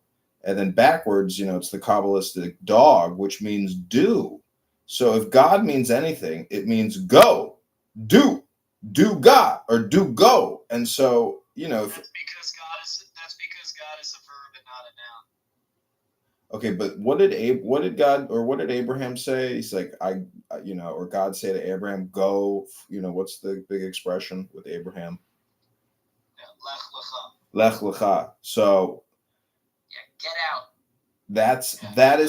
So that's the technical action of God, which is really what you need to do in this existence for success. And I was crying to this rabbi in Redondo Beach at the Chabad. His name, I did a mikveh building class with him. Anyways, the point is just the most amazing rabbi. His name is Zalman Gordon, and after all my crying and bullshit, he just looked at me stone faced, not emotional in the slightest. He just looked at me and said, "John, go home and be productive." That's because we are not human beings. We are human doings. The whole thing is doing. Got to do stuff. And that, right? What wires together, what fires together, wires together. Yes.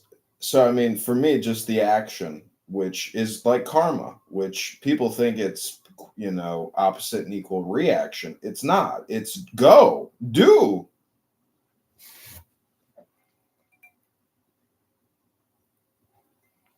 It doesn't have to be opposite and equal reaction. It has to be. But it is reaction. It is response of the universe. So, I mean, when you talk about the whole universe, is that not the true God mechanism? Is it not the all? I think so. Spinoza thought so. Kabbalists think so. So does that mean the universe is? Well, that's the theory, is that the universe or the all is the mechanism of the all or of God. That all is all. No, I don't think that's the idea. No, but I think the idea is that all is processes. Meaning that the all is systems. The in all. other words, think about our bodies. Our bodies are simply collections of systems interacting with each other. What I'm saying is, That's what we are. Systems. I would look at it differently. If you wanted to say that the universe was like a perfect organism and like this thing was like the eye and that's like the liver and kidney and we all function together as parts of a whole, I'm fine with that. I wouldn't call that God. That's what I'm saying. I'm saying that like my conception of God is removed from all of that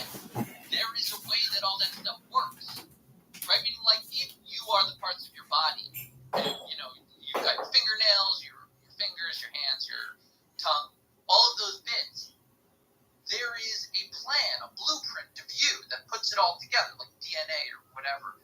This is saying this goes here, that goes there, it functions like that. That's the organizing principle of you. That is the governing thing. Like, I could write a book, and that abstract concept is everything you'll ever do, everything you ever are, and every way you'll ever be. And that is the truth of you, removed from the actual body. So I'd say in the same way with the universe, if you want to say the universe is one giant body all functional together as a whole, then God is outside of that as some abstract organizing principle that controls it. Seems like he's outside of the world, not part of it. Well, that's, I think there are different theistic models, right? You're talking about the sort of very classic one. Then you might talk about pantheism or panentheism, which I think I'm leaning towards, which is we are the consciousness of God. Humans and the universe is actually God's function. Now, that raises a question: who created it? Right? That's a question. That one's tricky. I don't like that answer. There's like some weird, it's a cute, elegant. I think it's kind of actually a Hinduistic answer to say that yes, we are the consciousness of the universe. Yeah, because I think consciousness is fundamental. I don't. That's fine. If consciousness is fundamental, that wouldn't be us being the consciousness. It would be like some iteration of some small portions of reality being conscious. Well, can I just interrupt real? We are expressions of the shared original fundamental consciousness. Can I just interrupt and interject that amongst Judaism, Hinduism, that basically in Hinduism, God created reality with the Hebrew letters, manifested magically through those letters. If you look at Hinduism, I'm just trying to say that the world religions are essentially expansionistic, but God recedes. So the all or the universe is really a thought-averse, because we're here so short. We're here it's just a few hours, and then we disappear. Everyone in this room is going to disappear in a couple of hours, literally. I mean, it's not many hours. You're on an expiration clock. Yeah, but why should the fleeting moment of now feel any different to you than all of the fleeting moments of now you've lived through already? Well, I'm saying that the now is all there is, and this is the synagogue of Satan. Yeah, but what about all those nows of was? You had those. You remember them. Well, was, Tao, Zen, you, God. I believe in the three-letter word conspiracy. I think that's the real meaning of the Trinity. Whoa. God was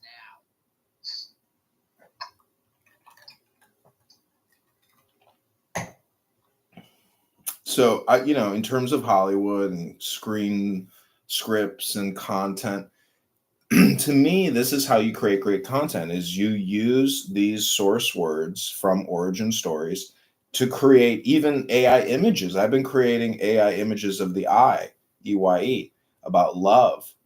And the AI images coming out of my Copilot AI, generator are incredible. And I'm getting a lot of views on X with all my artwork. Actually, your symbol, I inspired me. I should try to create some sort of Damocles Copilot images, see what comes out. That's cool. What do you mean by Copilot images? What does that mean? So it's an app. It's called Copilot, and it's just basically an AI generator. You just tell it what you want it to make. You just make a bunch of images of a certain style. So you create a prompt or a command. So I'm going to say create AI image generator again. Sword of Damocles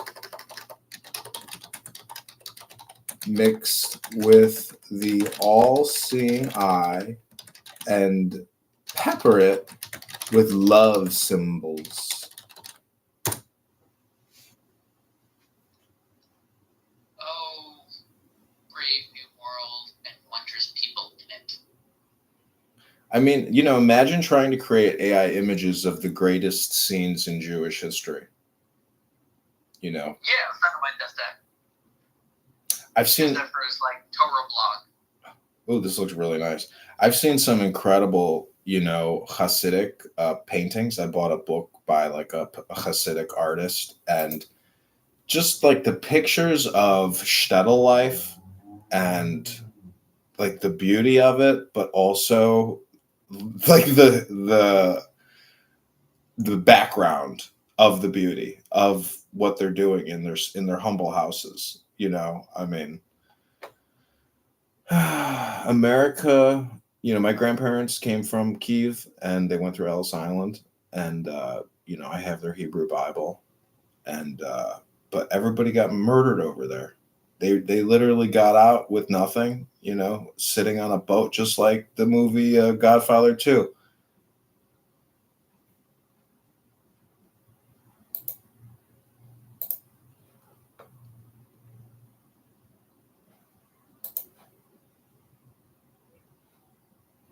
Yeah, sorry, Dan, please. So I guess my point about all of this, all conversation is astrology and Kabbalah.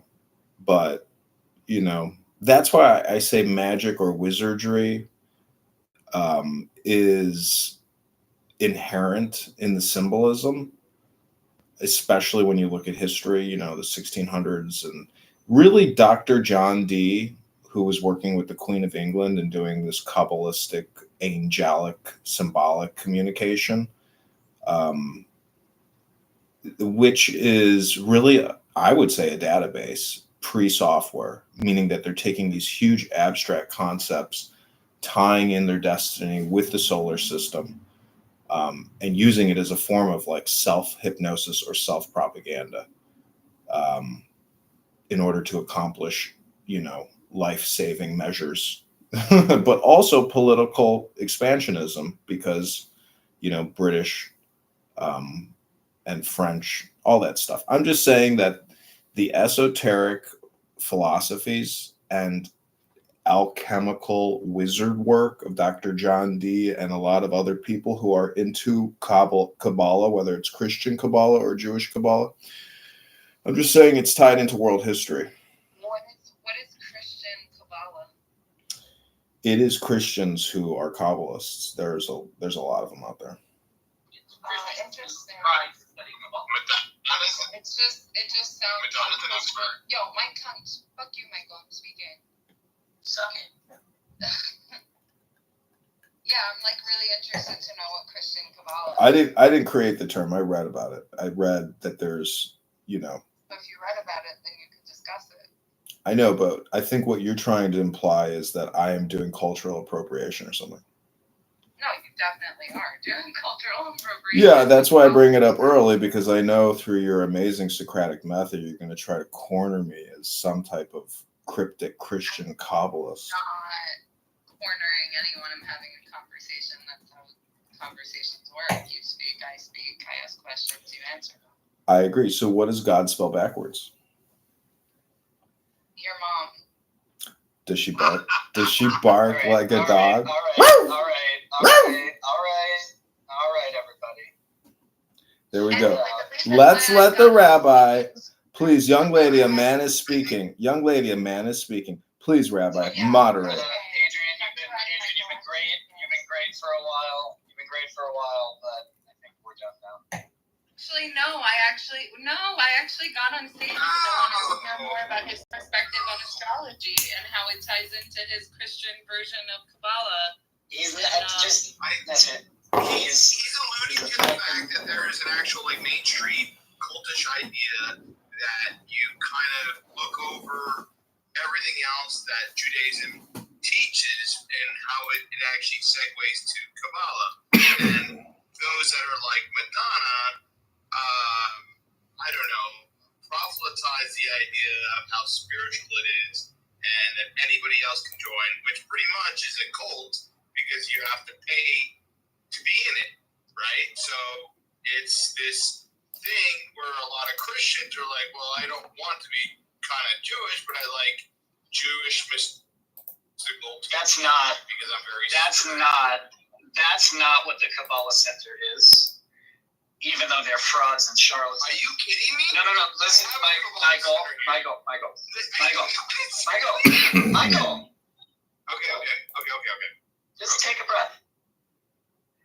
The Kabbalah Center is attempting to be popular Judaism, mystical Judaism for the masses, right? It's not this specific thing that Adrian's talking about, Christian Kabbalah. Christian Kabbalah is a fairly developed esoteric tradition, relying on some of the on many Kabbalistic themes and running Christianity through that lens. There's also other Christian mysticisms that don't rely on Kabbalah.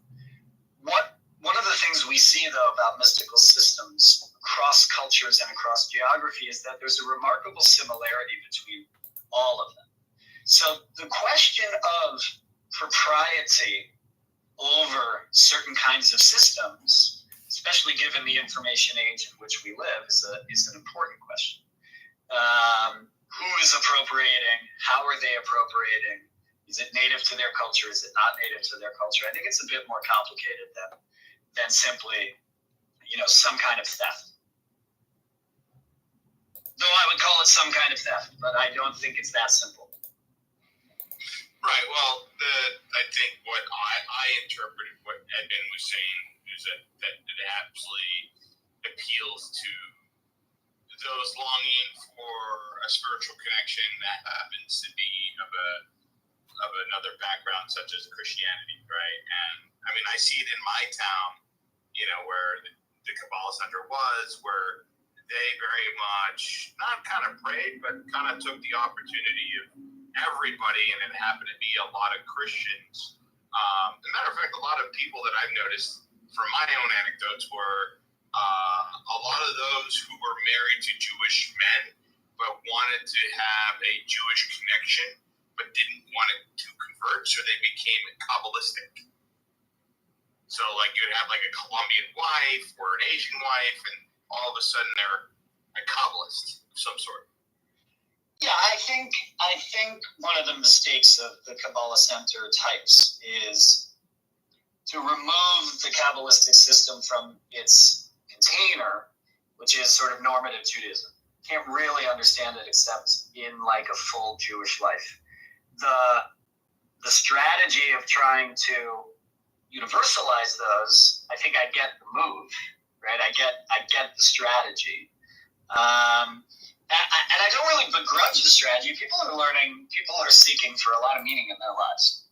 I think we live meaningless existences these days on our phones, partially.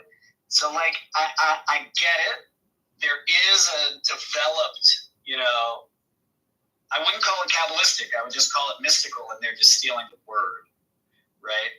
I haven't seen Christian Kabbalah use words like typical Kabbalah. They're not using words like Tzimtzum or Chesed or Tiferet. I don't see them using classical Kabbalah. They're just saying it that it's mysticism. Yeah, I don't see that. I totally agree. Once again, I think it's those that are Christian that are seeking an alternative.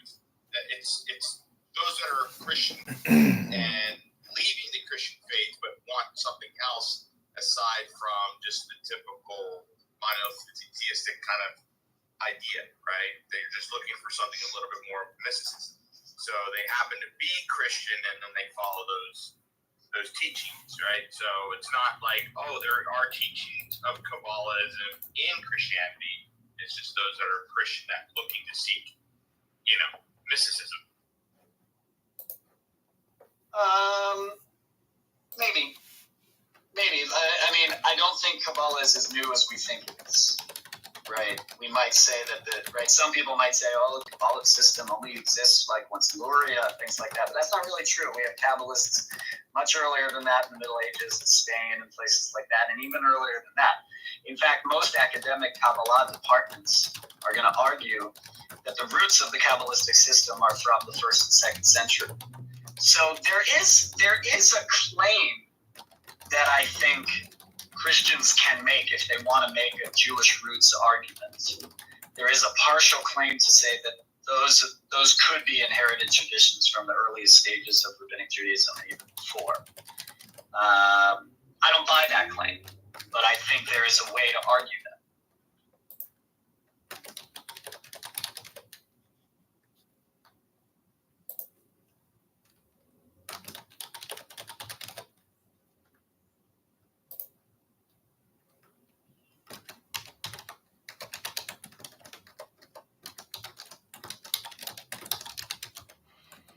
Yeah.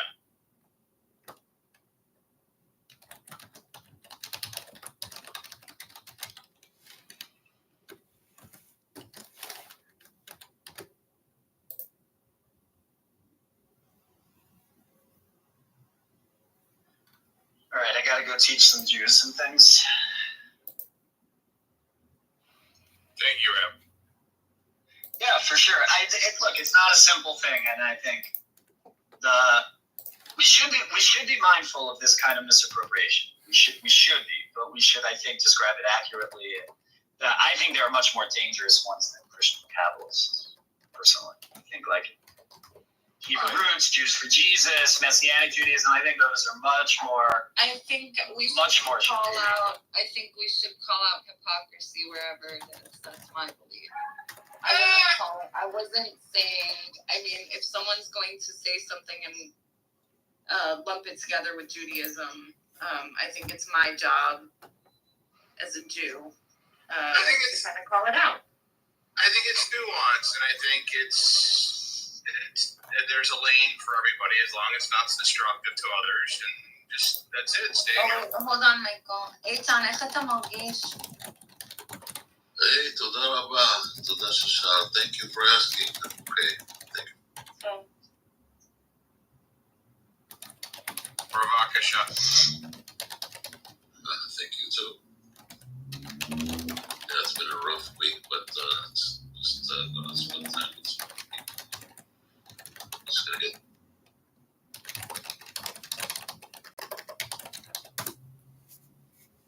Friends and family get you through these things.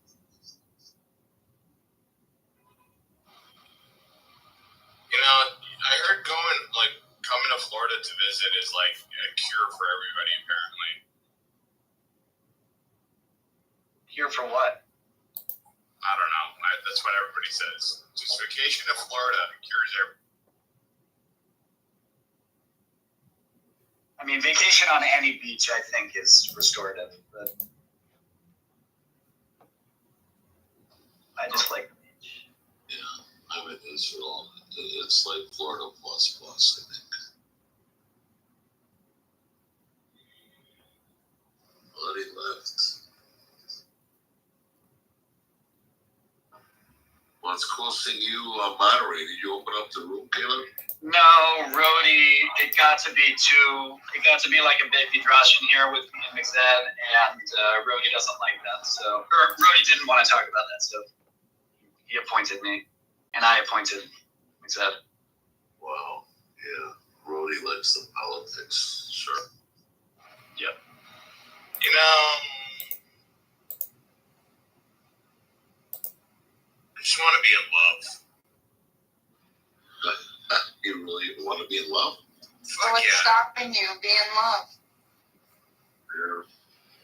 So go on and I have a single sister, Michael. Oh my. She might be too old for you. So Twitter is degenerating.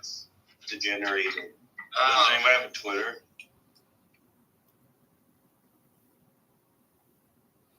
Why are you being nebbish? What does that word mean? What's nebbish? I'm gonna Google it. Oh, nebbish. Nebbish is a nerd. It's like a nerd. Big Woody Allen. That means anything to anyone here. No, Woody Allen. Nothing Muller never says. Isn't Nemish like well, like things don't work out for him, like a loser? Yeah, I've heard it used that way too. They'll be like, oh, he did it. Like, yeah, coming in, like, talking about how, oh no, the world is like gonna end. Yeah, like a Debbie Downer. Debbie Downer Like, is Nemish. Twitter. That's not a nerd. That's like a pessimist. she's like pessimist because he's always like saying, "Woe is me." Yeah, you guys saw Twitter though. Tucker Carlson had on a Nazi apologist. I'm going to explain it because maybe you guys haven't been talking about it. Apologize for Nazism. Oh boy, here we go. For Hitler's Nazism, but then Tucker Carlson didn't have many views on this, but Elon Musk, probably not even thinking, quoted the tweet and was like, "This is a very interesting insight. This guy's literally straight up a Nazi." And then this podcast went from like, I don't know, 1 million views to 20 million views, and now everybody's talking about it. Elon clearly knows he fucked up because he deleted his tweet, but he hasn't said anything about it. Did you say Elon Musk praised the neo-Nazi? He thought the interview was interesting in his tweet. But the interview... Yeah, Elon lives in like 30-second iterations. He's floating throughout the day. Tweet. I just live in 10-second interventions now. And then I refresh every 10 seconds. Highlight topics and then just say, "Oh, this looks cool," and then retweeting out. That's all he's doing. Yeah, I'm not thinking Elon Musk is anti-Semitic. I just don't think... I actually 100% believe he is not. He just made He doesn't give a shit. He just wants freedom of speech, and he wants to run his companies and be evaluated for a very No, but he doesn't want to endorse Nazis. It's definitely an accident that he endorsed this Nazi. Of course, and he's already proven his worth as a PR campaign that he is for Israel and those that are Jewish, and he's done this numerous times. And stop. His family is from East Germany.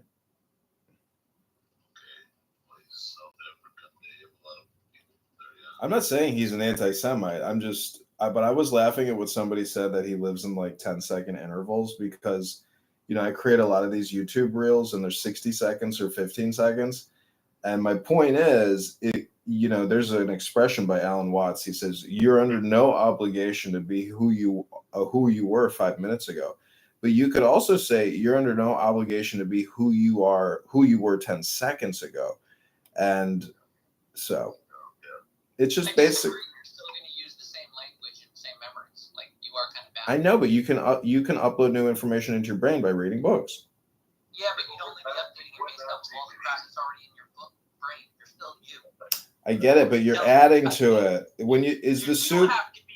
You're the same person after 10 minutes. Well, you're generally the same person. There's no escape. Generally. But what I'm saying is if you have a soup and you fuck up and you put something nasty in your soup, it ruins the whole fucking pot.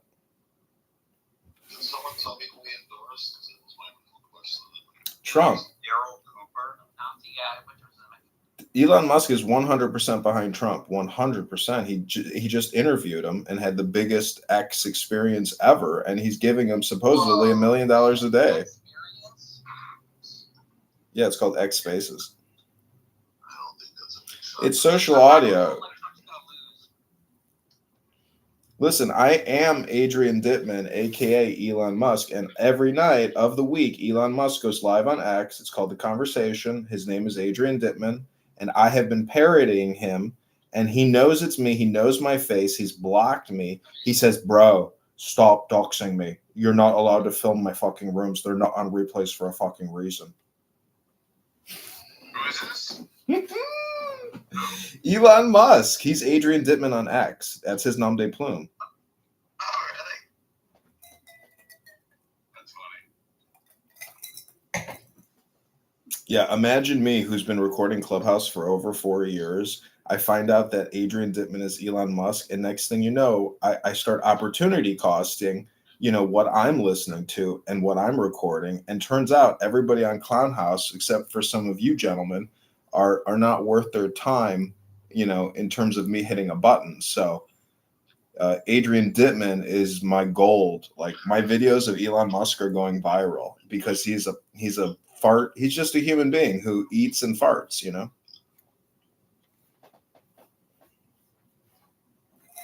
just turned my camera off. How do I become the bot of this room?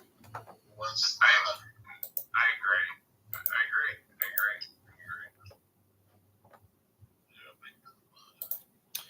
So what do you think? How do you view the green bean in terms of fascism? Because I feel like if you get a green bean, you generally, even though you may represent yourself as a Democrat, you're actually more of a conservative fascist than you know. Yeah, the more liberal you are, the more of a fascist you lean, and then the more conservative you are. No, wait, no, I had the reverse. Nope, the reverse. Sorry, but more liberal you are, more of a communist you become, and then more conservative you are, the more fascist you be. Bottom line, it's not easy being green. I just have to figure out okay, I want to make one lap here. Adrian, you want to be here? I'm going to make you a mod. Yeah, mod. That's what I say is mod everyone, because if you can't have it. That was a mistake. Fascist! Adrian, I will back up. Like mistake. A mistake, everybody. Wait, what happened? Where'd everybody go?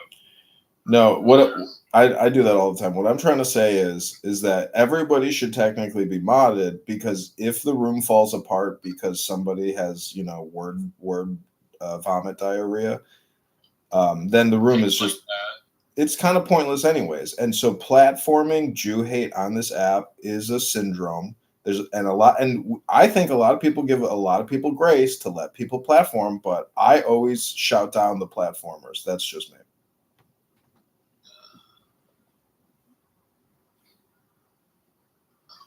think everybody out here is just stupid.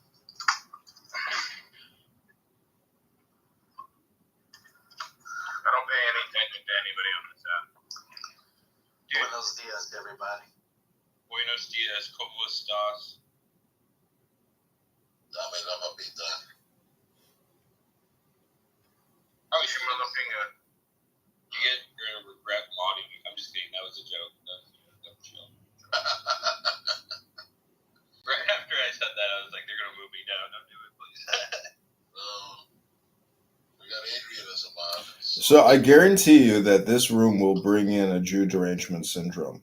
Like, someone in this room probably has JDS, or we're going to bring people in who have JDS. Adrian,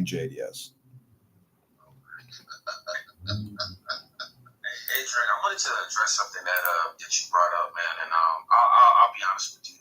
Being on this app for like the last 3 years now, for me, I've witnessed, even in some of my brothers, I've witnessed a lot of anti-Semitism. I don't agree with it. I speak out against it. My brothers actually don't like the fact that as a Muslim, I sit amongst Jews, whatever. But I come with a level of peace, man. I try to bridge the gap, man. And unfortunately, I get a lot of pushback myself. You're not. We don't think you are. Period. No, I know. But I've witnessed it, man. And again, me speaking out against it, some of the brothers try to justify it, man, and they're wrong. However, even amongst my brothers in Judaism, I've witnessed a level of anti-blackness as well. And I brought it up. Yeah, but now you're doing race politics, sir. You're doing identity politics. No. I mean, I just think that, as a person that has a moderate type of thinking, a progressive type of thinking, I think that as a community, we're both marginalized. I think that there should be a level of respect. And I know I'm not casting a net on everybody, but what I'm saying is that what I hear. So it's unfortunate. Oh, I'm sorry, go ahead. You might be the guy to ask that, or I don't know.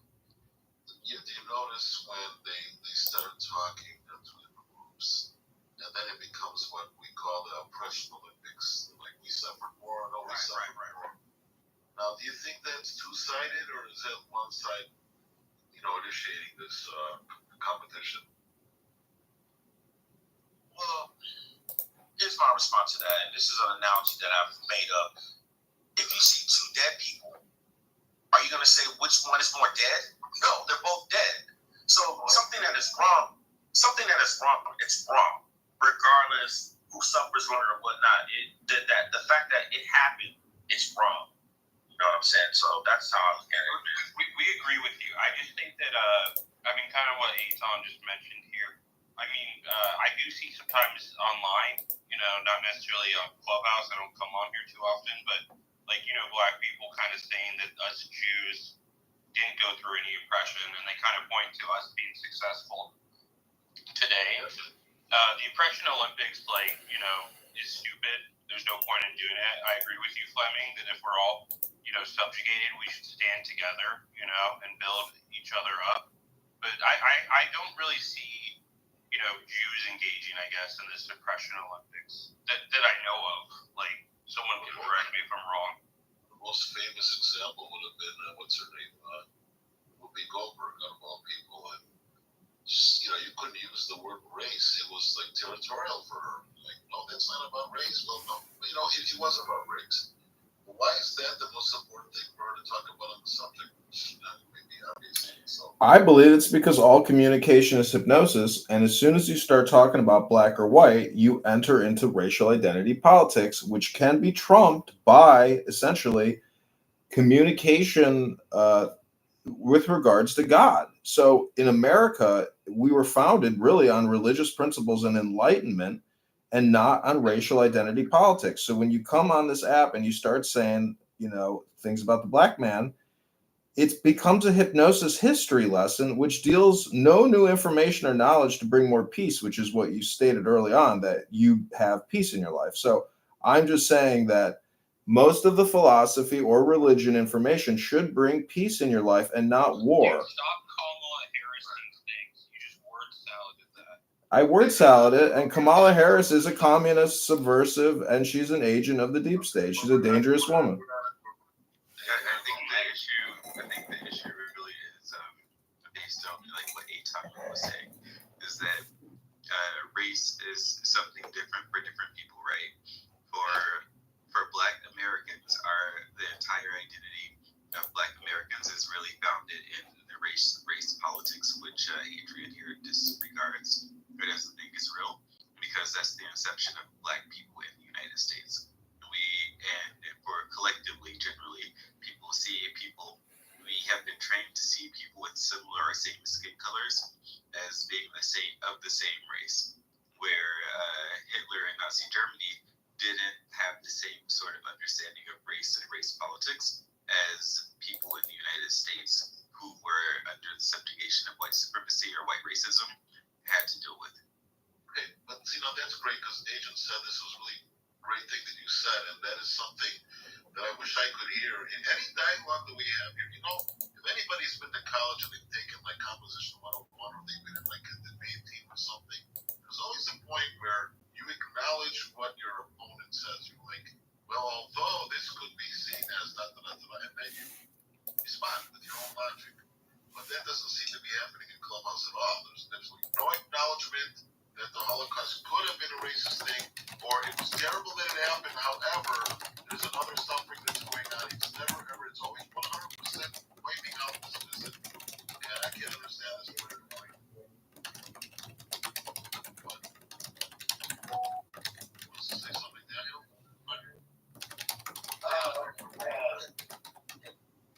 I was like, go ahead. I don't see anything. I don't see this.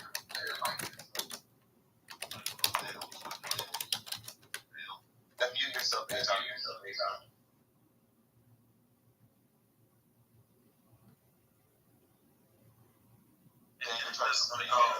Can I go on this behalf? Go ahead.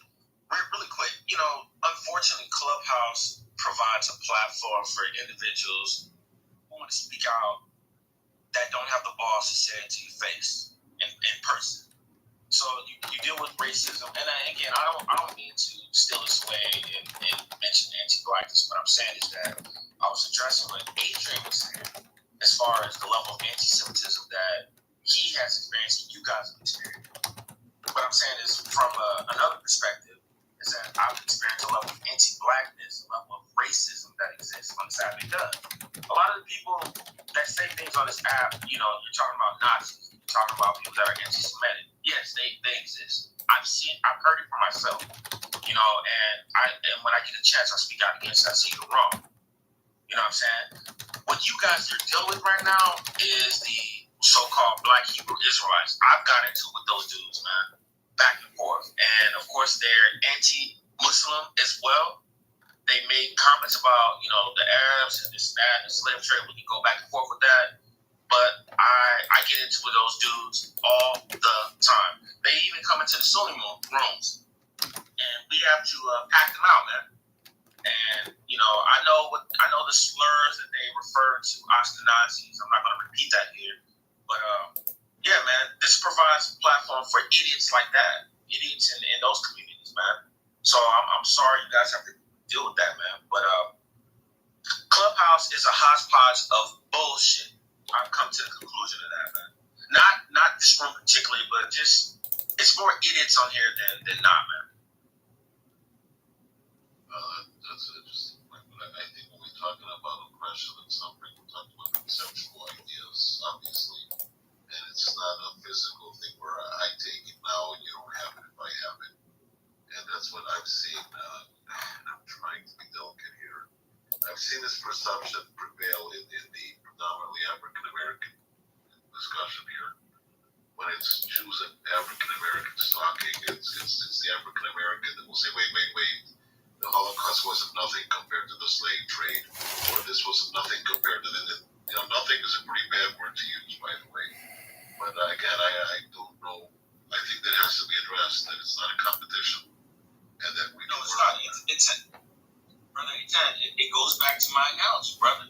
You see two dead people. You can't say who's more dead. I mean, they're both dead. You know, that's how I see it. Yeah.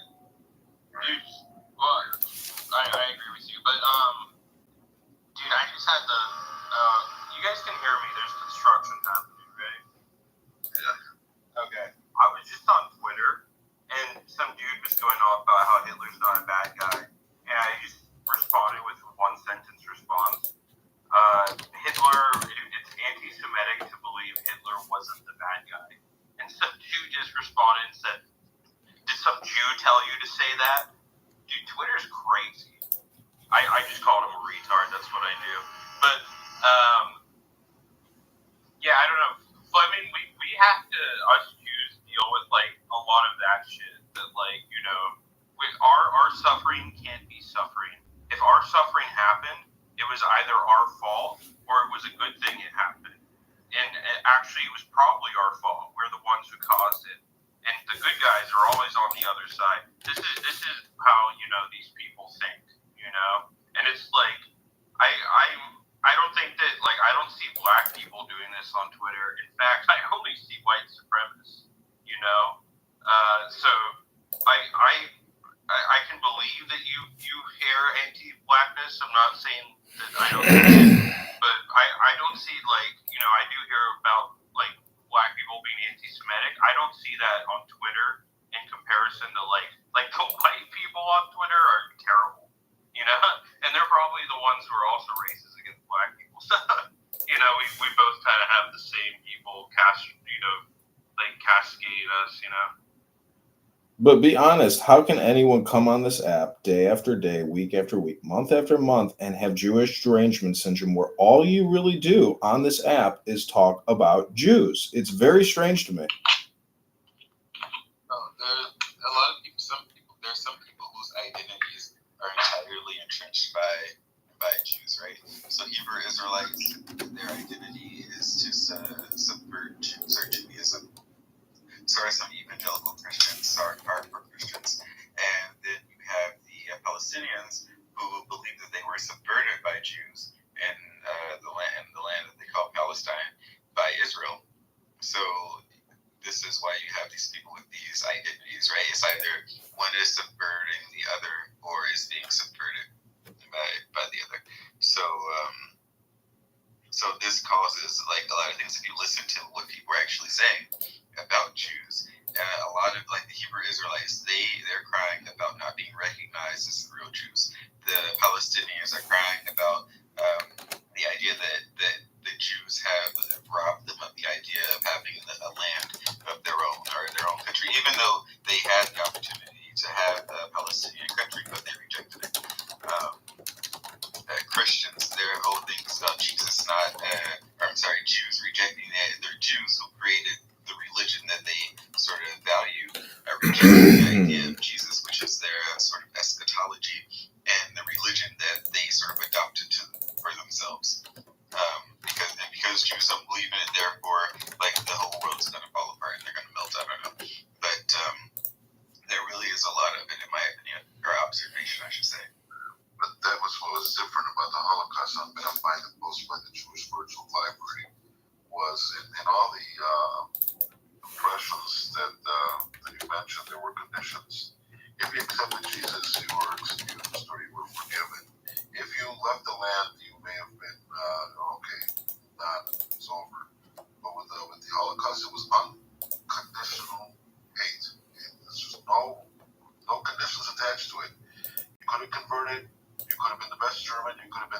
Wars German, and you could have a bunch of medals, and they were out there. You could have lived in some remote island in Greece while Germany was losing the war, and they had no time, efforts, or resources to capture you. They go for you.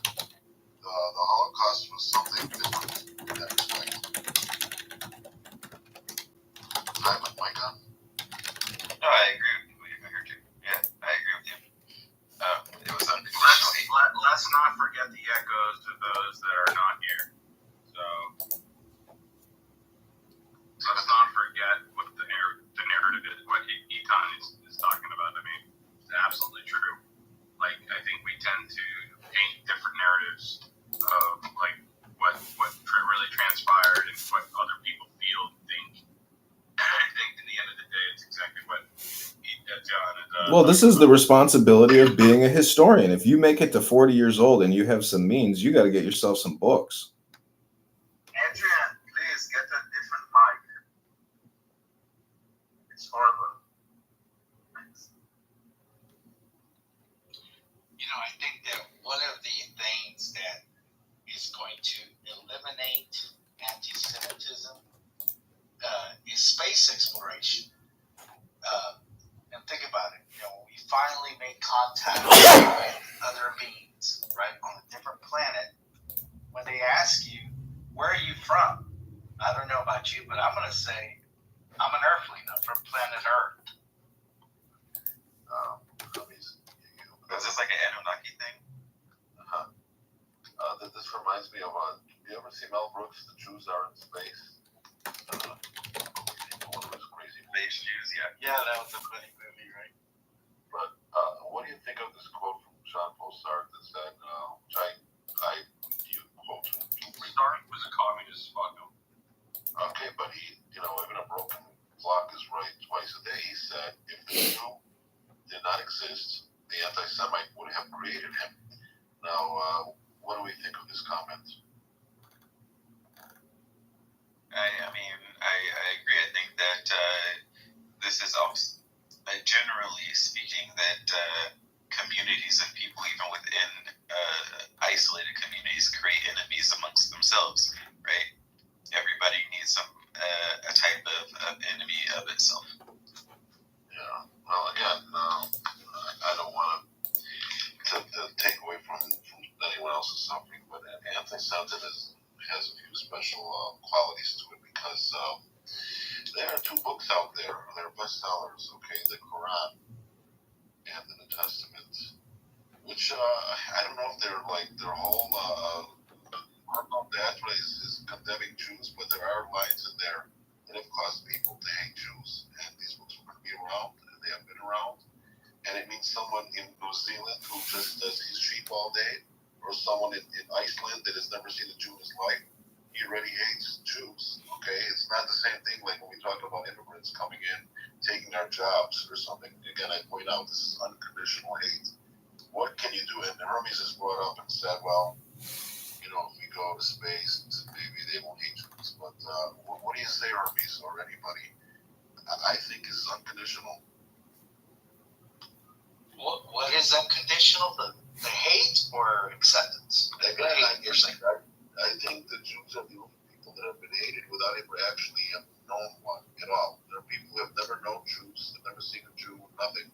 But yet they still know that they hate Hermes, I do agree with you though. If there are aliens, it will create a frame around all of these racial identity politics, and it will negate a lot of bullshit because there's now another species of intelligence.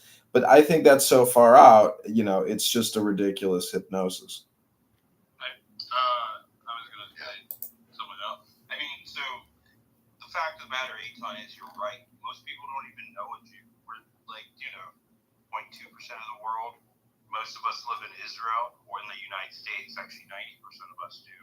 And of the people in the United States, we all live in the same cities: New York, Miami, Los Angeles. Around each other. We join these rooms where it's all of us Jews and Fleming, and maybe somebody else in here isn't Jewish, but the reality is, most people aren't going to meet us, Most people that hate us haven't met us. I mean, just look at the Middle Eastern countries. Those are the most anti-Semitic countries in the world. And there's no Jews living in Yemen. I don't need to tell you guys that. So, I don't know. I guess you're just making, it's just a scapegoat, make a scapegoat out of somebody you'll never meet, We should take the playbook from Never Mexico. ending emails. Because, what I find so ironic, like you pointed out, here in the States and in Israel, there's a lot of Jewish people, clearly, right? But Mexico elected their first woman Jewish president. She's a liberal. She's not Jewish. Never ending emails. I That's the travel dumbest in thing the I've office. ever Don't tell them. Yeah, she's Jewish, bro. The church vindicated Jews of any I'm still responsibility affected for by it. crisis And send you back the in other this one. 1962. And if Caleb was here, he'd help me pronounce this doc. Anybody know? I think because Ed knows what's it called? Vote for Atate, Our Times or something. Heard of this? Yeah. Thank you. I'm just so glad we'll get back to you by end of the day. Send you some of this How many one. times have I been in high school called all kinds of names? Okay, that they don't know that we've been vindicated. So again, where is going to be a solution? So someone in this room said that, and I wish they would be right, that anti-Semitism one day will be a thing of the past. But I don't see how that's going to happen. I don't see how it's happening. I don't even know why people use anti-Semitism anymore. You might as well just start saying Jew hate. Well, yeah. Either way, it's just bad. Right? I mean, it's literally, Jew hate is the definition of anti-Semitism. I get it. I've heard the historical, information about that, but you're always gonna have somebody on the other side bring up that stupid point. So just get it out in the open and say what it is. They're fucking stupid if they bring it up. Well, there you and how many times how many hours are you gonna waste? I'm just saying. I mean, if they want to embarrass themselves, they can embarrass themselves. It's those people that won't be swayed by, those people who bring up, I can't be anti-Semitic because I'm a Semite, not knowing what the definition of Semite is, are just retards, and they can just show they're retards, and we can't even debate them on normal things anyway. So if they want to go for it. Brian, can you give us that correct definition, please? Semitic is used in reference to Aramaic, Hebrew, Arabic, those types of languages. It has nothing to do with the properties of people. Anti-Semitism was specifically defined by a German to regard how Jews were treated in Germany in the 1800s. It was a new word then. It's only meant to be around Jews. Nobody in the history of forever has ever referred to a people as a Semitic people. That's never been a thing. It's only used with languages. Yeah. Does that help? And that was the charge. There was a linguist arguing that German was superior to Semitic languages, and he was saying that's all because you're just an anti-Semite. They also accused Jews of making what's the word I'm looking for? Sort of diluting the German language with their Yiddish and adding orientalizing. That's the word. The German language. Distortion of the true German tongue. What about the term Judeophobia? Is that match anti-Semitism? Or is that, I don't know. Anyone's really afraid of it. It's actually very curious why Ashkenazi Jews sort of maintain Yiddish as a language, surrounding the issues of the amount of anti-Semitism and Orientalization, or accusations of Orientalization by white supremacists in Eastern Europe. You know what's funny? Roddy has been talking about the Hebrew language, and he was saying that he would prefer if there were no vowels. None of those little spooky go. He doesn't want the dots. He's like, how would I do that? And then he said, well, I know, I'll throw in a couple of extra letters to illustrate stuff. So extra yuds, extra vavs, extra alves. And then I just said, okay, so you want to reinvent Yiddish. he's destroying the whole Judeo-Semitic triconsonantal system when you do that. I think Yiddish is going to come back because certain minds that have been acquainted with certain styles of language are going to want it. whereas other people are going to be fine with reading the implications of the Nakuda or whatever. I think to answer Nathan's question about why is it they maintain Yiddish after it's been, what was your question exactly? That it's been after all the anti-Semitism that came around in like accusations of Orientalism and German or by Germans and I guess Eastern Europeans of the Jews who were basically incorporating Yiddish into like everyday speech. Well, I mean, first of all, we have a saying in Hebrew goes for the love of Mordechai or the hate of Haman. We want to love Mordechai more than we hate Haman. I think the Jews want to hang on to Yiddish, which are the ones who are loving Shalom Aleichem and all these other wonderful authors, Salbello or whoever else wrote in Yiddish, as to hating German language. Okay, I don't know if that answers your question. Yeah, it's not surprising that people kept the language they were familiar with and all their friends spoke.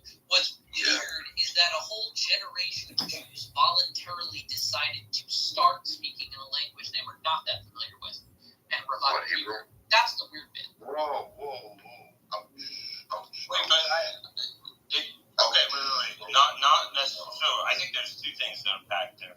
Number one, I don't think it's a weird thing, of course, to speak in what the Torah is written in. But number two, Yiddish is still necessary for sects of, ultra-Orthodox Jews that don't speak Hebrew because they think it's blasphemous too.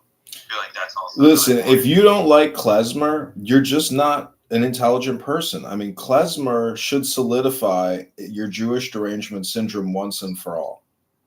I want to address big sense emotionally react to that one. Being the cultural Zionist that I am, big set. What are we saying? Why would they want to use Hebrew? Is that what you said in the language? No, I'm not saying why would they want to use Hebrew. I said it was strange, weird, aberrant. It is very strange for people to revive a language and make one whole cloth. Like they grabbed it, they took it. And it's not like an easy thing to adopt a new language and revive it from the dead. That was the hard choice. They did that in part to unite all of Judaism. It was a huge move. But I'm just saying, we shouldn't be surprised that people still speak Yiddish. People have been speaking Yiddish since the Romans were still in charge. That's an old language. There's a lot of writings in Yiddish. Wait. Yiddish, to my knowledge, came about 1,000 years ago. I don't know if the Romans, I don't know what you're getting at. Maybe the Holy Roman Empire. No, what I mean is the Jews were living in the Germanic regions amongst the Germans since the Roman era. Yeah. When it developed as a fully distinct language with its own writing, I don't know. I don't know when the Germans really started writing. If anybody reads like this historical fiction guy, what's his name? The Honduras or Herman Wouk, any of those books, they'll completely understand why Yiddish was shunned. And there was even actors in Israel who got tickets, like fines. They wanted to rid themselves. And I'm not going to say anything that anybody doesn't really know. Yeah, they didn't want the state to be Yiddish. That would have been. They didn't want an exile, kind of image. This defeated Woody Allen, a neurotic Jewish kind of. That's not what Yiddish is, and that's weird. You know that, I know that. I know that, okay? But with Ben Gurion and Ben Yehuda, they wanted to go back, because King David and King Solomon and all these great warriors of the Bible are glorious times, our contribution to the world is like this book called the Bible. Yeah. They didn't speak Yiddish, they spoke Hebrew. And when Herzl wrote the book Alt Neuland, you know your Yiddish as well as I do, you know your German. Alt meaning old, Neu meaning new. And that's exactly what you did when you revived Hebrew. You took something old and you made it something new. Which is like my name, is an Alt Neuland kind of an idea because it's taken from one of the oldest texts in the world, the Torah, right? But it's new because it doesn't sound like these standard exile names like Moishi and then Mori and then whatever else. So it's got two things simultaneously going on, and that's what the revival of Hebrew was about. And this whole image, they wanted to make it a biblical kind of ambiance. They even in Israel, actually, on the radio, they spoke like an Ammonite kind of like the glottal sounds to sound more biblical. And again, people don't understand. There's this guy, Elon Poppy. Are you familiar with Elon Poppy, McZed? Rings a bell. He's extremely left, anti-Israel. He says the Zionists are like hypocrites because they don't believe in God, but yet they believe that God promised. Wrong. Okay. The ones who don't believe in God do not believe that God promised the land, but yet we would say that entire video. Hi, I'm Lane Mendelsohn. I'm the and Eagle Alone and all these like archaeologists are very biblical. And we don't see the contradiction in that. Zionists do not. You understand what I'm saying, right? There is no contradiction. Yeah, there's a contradiction in being Zionistic and not believing in God.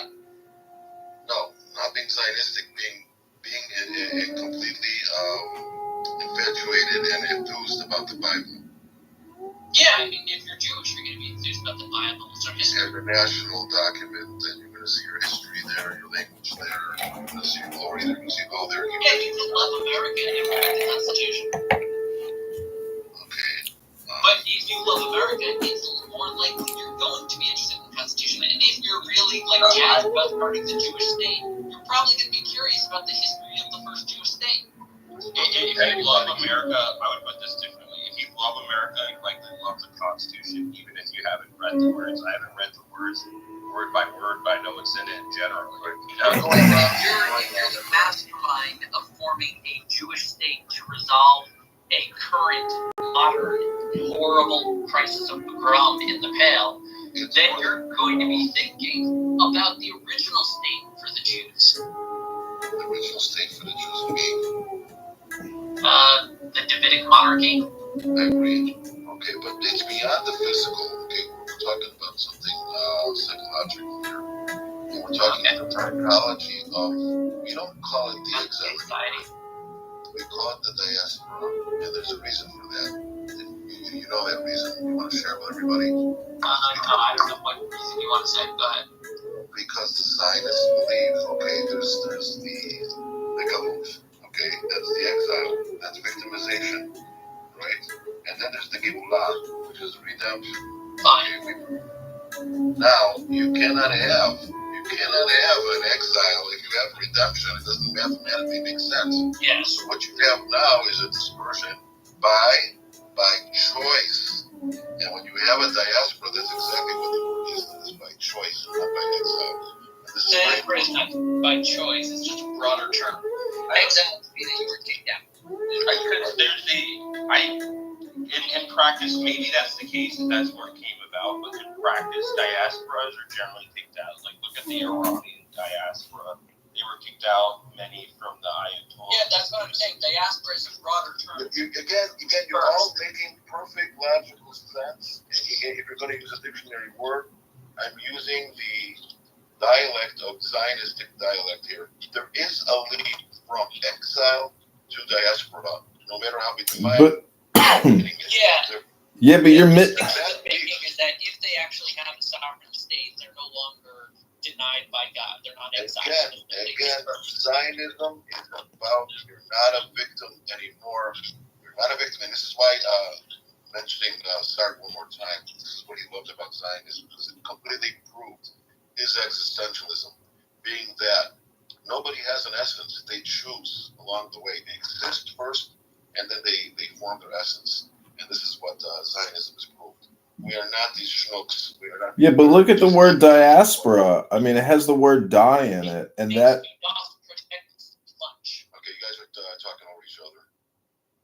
Yeah, I think you're making a mistake in delving too much into the psychological programs of the past. Right? They're telling you, don't be the Nebuchadnezzar Jew. I don't know if you're a Nebuchadnezzar Jew, and what's wrong with that? And why are they trying to build this type of model? Whatever kind of image of a strong Maccabee Zionist that they built in the early 50s. Is that true, or is that just programming from Grandpa? I mean, we can get into this topic if you want to, because I just downloaded a book called Acting Jewish. It was written by a Jewish guy about 100 years ago about marketing the Jewish image in American television and theater. Right. If you could send that to me. Why? It really created the hallmark for the El Normos in the world. Yeah, but you have to look at Judaism also through an esoteric lens, and the word diaspora is also about ego death, meaning Amcha Yisrael. It doesn't matter whether you're in the actual land or you're outside of the land, Amcha Yisrael. So the diaspora is about ego death and being one with the universe. That's my opinion. Okay, now we're going now from defining Zionism to defining diaspora. Okay, and I appreciate that. Adrian. So what did you say at the end of your sentence? Something about, what did you say? What was that? When you said, you remember what you said, Adrian? You didn't remember what he said. Okay. So anyway, yeah, I mean, we are getting deep into Zionist mentality, cachet, or whatever you want to. Well, you're also delving into existentialism, how true that is. Well, I know you don't like existentialism, but No, I'm just saying, regardless of my opinions about existentialism, you're just like dropping it, saying like, this is the fact, like there is no real meaning to you. You just kind of like roll with your choices, and thus you are whatever you choose to be. So I am a chair, you know. We can go on from describing these, and to endorsing, but I'm just pointing out what people do not understand about Zionism, all the psychology that's around it, and once again, I'm going to use the Holocaust Day as everybody in the world commemorates the Holocaust on the 27th of January. This is the day that Auschwitz was liberated, and it's called the Holocaust Memorial Day. But in Israel, it's called the day of, and it's in April, because it commemorates the Warsaw Ghetto Uprising. You see the emphasis here? Warsaw Ghetto Uprising, and it's called the day of memory and Holocaust and hero and heroism, right? It's already it's like algorithm is Holocaust, and then from getting up or from like rising up or from I don't know exactly. Okay, one way to think about these both. Also for yes, also heroism. And I think that if we have to get out of our victim mentality as Jews, we have to understand what these Zionists want from us, or what we should want from ourselves. And I think that's already in play. But it's something that I don't know that this movie episodes so by the way, same goes for the Memorial Day that we have not forgotten about, but for the soldiers, the one day afterwards we have Independence Day. So we say, okay, we sacrifice this in order to get this. It's like one day after another. Exactly, and that's exactly the point. Exactly the point. And also when they finish their terms, they go up on Sadat, they still do this now, they say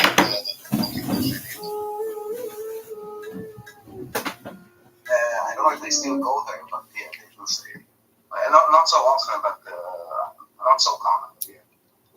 So anyone who earlier in this conversation said about why we want to speak Hebrew and why we don't continue speaking Yiddish, this was my very lengthy answer to all that.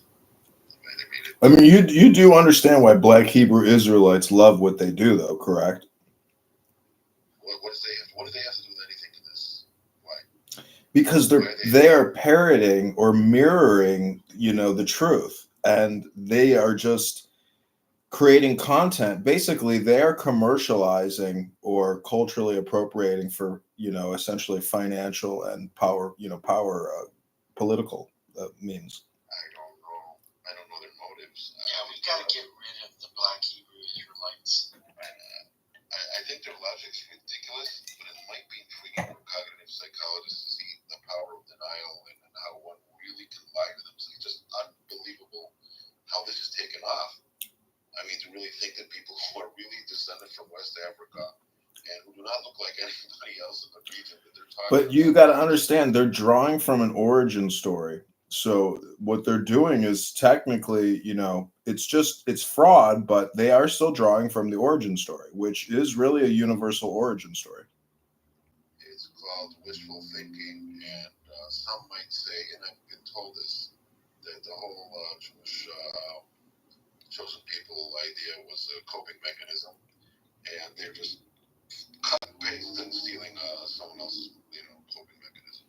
It works worked for us for 2,000 years. It's gonna work for them too. That's what they think. That's what's going on in their subconscious. I don't know. Well, it's the hate that they spew, which is the problem. The hate that comes out of it. It's supposed to produce peace, not hate. They're using it and inverting it, and that's what they say about the Torah. I mean, if you read the Shulchan Aruch, it says in the very beginning of the Shulchan Aruch, do not share this with anybody.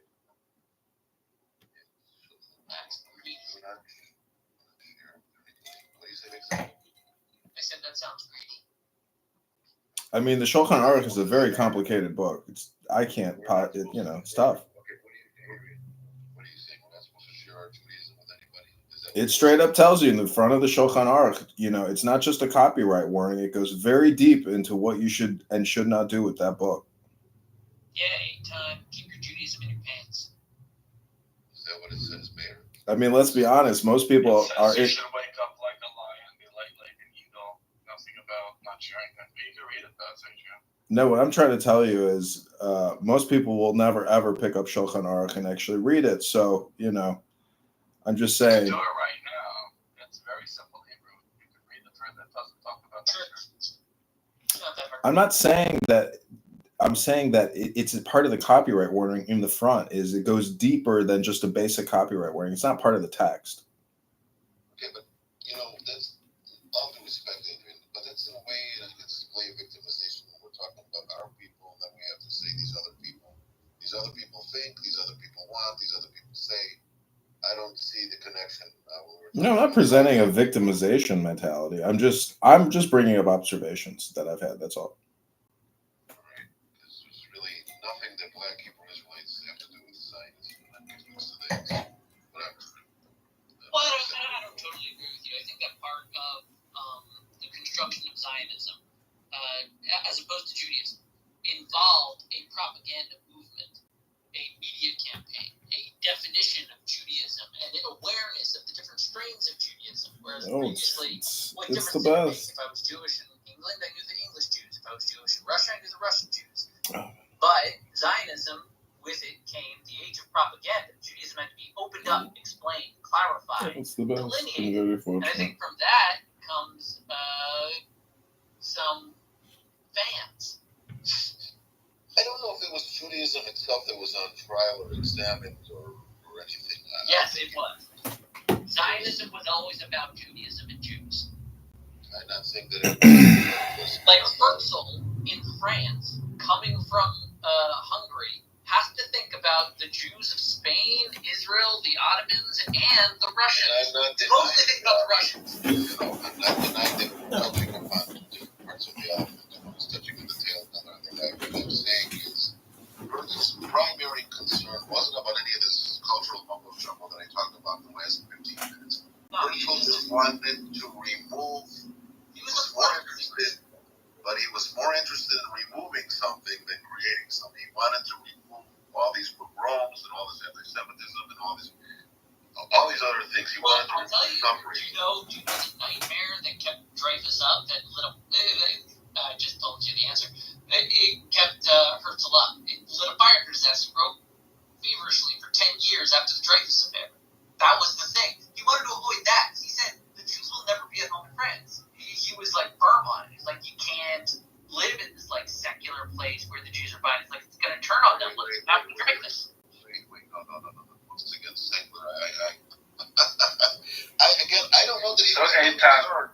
What? I put it in the chat. I read the Hakdama pretty quickly. I don't see anything about sharing it. It's not that long. It's about 3 passages. I've never read it before. This is the Shulchan Aruch, right? The Shulchan Aruch by Rabbi Yosef Cairo. And it says what? You should stay. It basically says that I wrote on the Armaturim, that's the original book, that I wrote on it to Bet Yosef for all the Rishonim and the new things, and I compiled it, and so that it should be Shakur Bepicha, like wrote in your mouth, so you shouldn't get confused when you're asked something. And then I wrote it in a Derech Tzala, like abbreviated, and I called that book the Shulchan Aruch. I don't see anything. I didn't deny it. Where does it say you should hide your Judaism? Yeah, I was pretty surprised, but I read it just to share it. But the if you want to read it, it's not about secular or religious. It's about Jews being targeted. Because whether that's from. No, I know. Herzl wanted a secular state, but he was saying No, that. I don't know. I don't think he cared. Once again, I think his primary concern was a shelter. That's what his concern was, whether it was going to be secular or not. This is where Right, sort of but you have to understand. You have to understand the nature of the movement he was trying to create. There was a reason why he thought it needed to be a separate Jewish state, right? That's a crazy idea, and he pushed for it from France because he was of the opinion he thought like a secular person. He wasn't saying that like religion is important and the Jews belong in Israel. He was saying religion is the backbone of a culture, and the cultures that we are surrounded by are anti-Semitic. Okay, he thought also that religious thinking brought to messianic thinking, which brought to like wait until this happens thinking, which brought to more pogroms and more inquisitions and more whatnot. So his thinking was, we have to roll up our sleeves and pick up the shovel and pick up the right. But Eitan, didn't that come later? Yeah, that came later. Didn't he originally want a state that could He be? lived for 10 years. He didn't see much of the No, before that. Herzl even wanted to take the Jews and convert them to Catholicism.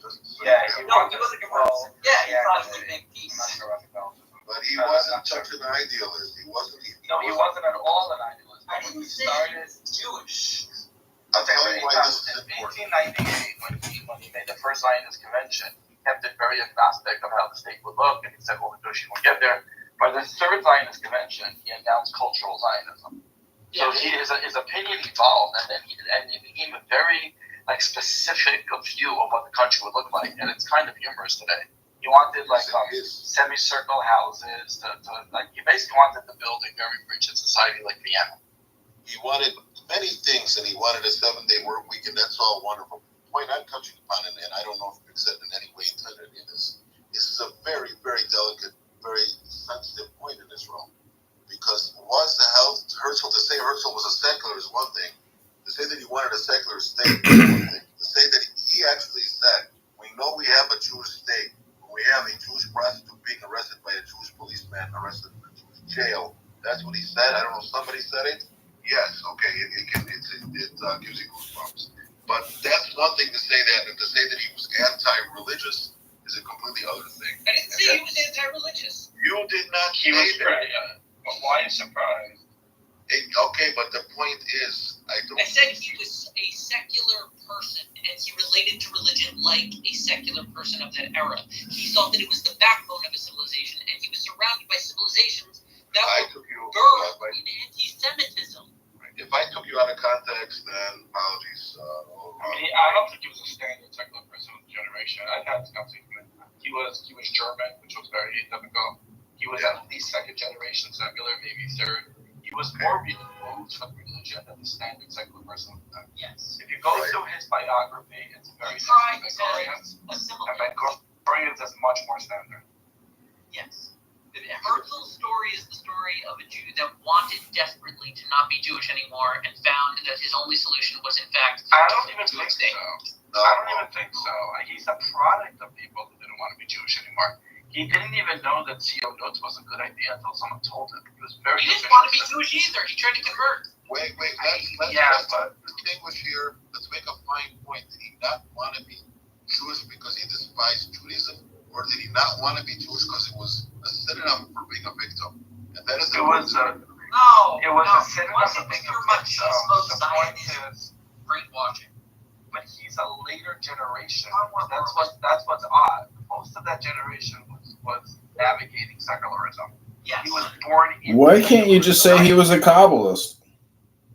No, he was firmly secular. That's what I'm saying. He was living in France after the Jews had been emancipated, generation or two after. They've been through many revolutions.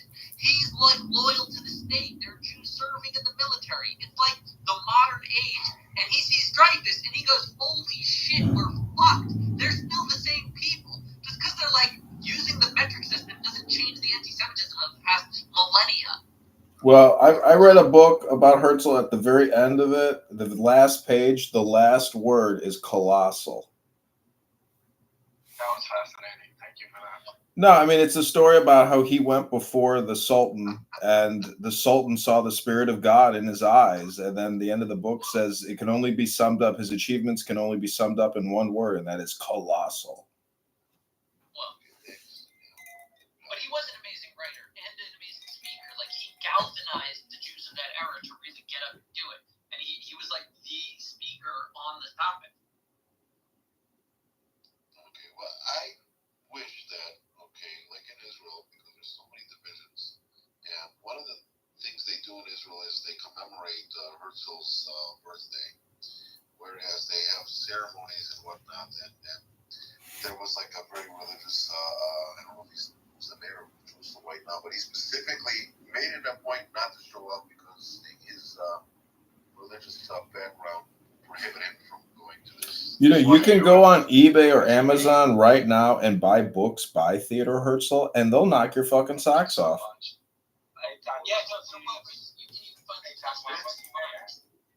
This was at least 20 years ago. I remember him. He went to jail. I remember when he got elected. Ethan, Rob is trying to get in here. Rob, but he can't because someone's got him blocked. Oh, that's such a Clubhouse. That is such a Clubhouse thing to say. Care? Does anyone care? Yeah, No, nobody cares. Sorry. Wait. Rob can come in here and contribute. It's not going to hurt anybody. Okay, we'll stop. Obviously, but I mean, is this really? Are you really going to have a conversation like this right now? El Normo has some blocks. This is now. This conversation is really becoming Jewish. Gotta tell you. Hey, Tom, can you finish that story before I got to go? Story about the Polinsky, what's his name? Yeah, Kapolinsky or something. No, it's a P now, whatever. I remember when he got elected. Some hardcore, yeah, but I may not be facetious. Okay, whatever the deal was, he didn't want to go, and everybody supported him because they hated Herzl because they thought Herzl was against, religion, against modern orthodoxy or whatnot. And I think it's the division that keeps being brought up every time, and it's an unfortunate one. So I'm just. He wasn't against it, but it also doesn't really matter what one early Zionist thought. Okay, but this guy was against. The difference here is this guy was specifically against Herzl. I don't think he was against Zionism. Okay, I think you're. Yeah, I mean, he's a politician. Have you ever? No, he was against cultural Zionism. Have you ever read? Wait a minute. He was against cultural Zionism, so yes. He was against, but he wasn't against the state, though. Obviously, he's not against the state, but he's against cultural Zionism. This is like the typical conversation that goes in circles. It's not, because Zionism means there's so many facets to the term. So cultural Zionism, political Zionism, they're all different. Right. Exactly. And okay. He served the idea of trying to brainwash. And I just remember the leaflets they threw all over the place. They dropped these leaflets everywhere. Right. And it was so Israeli and so rude. It was a picture of Tony Lapid who looked a little weird.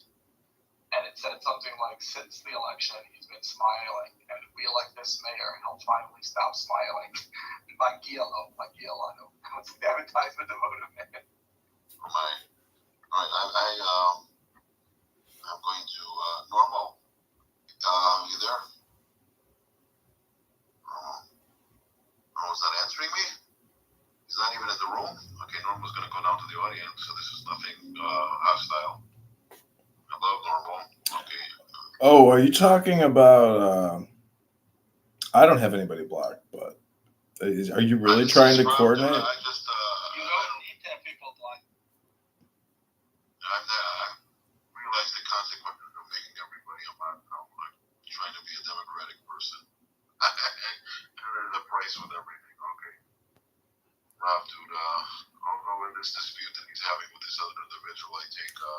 So let me ask the Jews a question in the room. Like that Shulchan Aruch book, it tells you when to smoke a cigarette. It tells you when to tie your shoes. It tells you when to clip your toenails, your fingernails.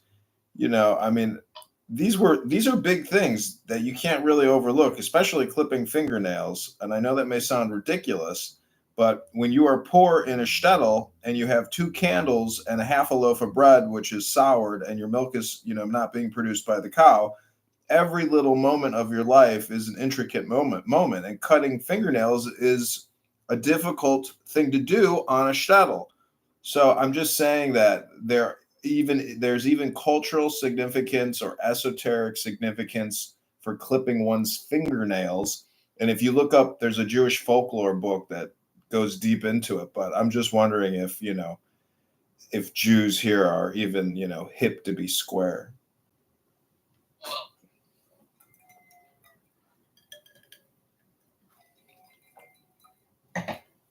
So Achad is an interesting idea.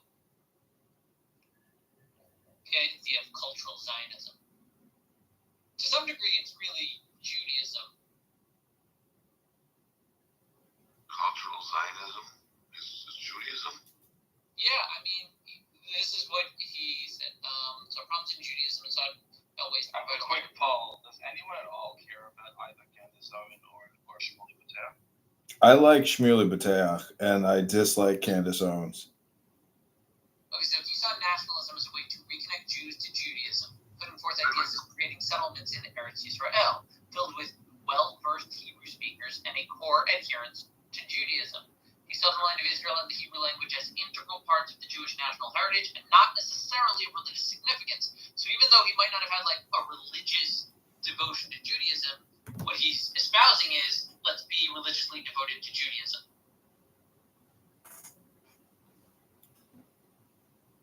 He's espousing to be. Yeah, he's saying that they should speak Hebrew and practice Judaism in Israel. That's his theory of Zionism. Ribono Shel Olam. Wait. Him being again, I didn't know. Who was him? Herzl? Achad Ha'am. Of course, he was a cultural Zionist, but he had a problem with the political Zionism. He said things that are quoted by Palestinians to this very day. I don't. Yeah, he didn't like the let's say hyper pragmatic bent. Ribono Shel Olam. That's why Hashem sent Rabbi Shlomo Carlebach and his minion. Herzl didn't care where and he was willing to take solutions. Whereas Achad Ha'am was thinking more culturally. He said that our culture is being destroyed. Like, who cares where we like our culture is only Israel. It could only ever work in Israel. And that argument is sound, and Herzl was stupid for not even thinking it through. Ribono Shel Olam. That's why Hashem sent Rabbi Lazer Brody and Rabbi Shalom Arush of Breslov. I do eventually want to address Meir's question if he wants to expand on it about the Shmuley B'Teach and Candace Owens business. So Meir want to say anything about it? Why did you bring it up? Meir, are you there? He's not there either. I moved Adrian down to the audience because he was getting a little crazy, and Adrian heard that one. Yeah, that's great. I wish I would have. Yeah. Okay, but Meir was saying something. No, Meir wasn't talking. You were trying to get him to talk while he was saying nothing. Well, he said something about Candace Owens. Was it who about the Candace Owens? I've been resurrected like Jesus. I'm back from the grave.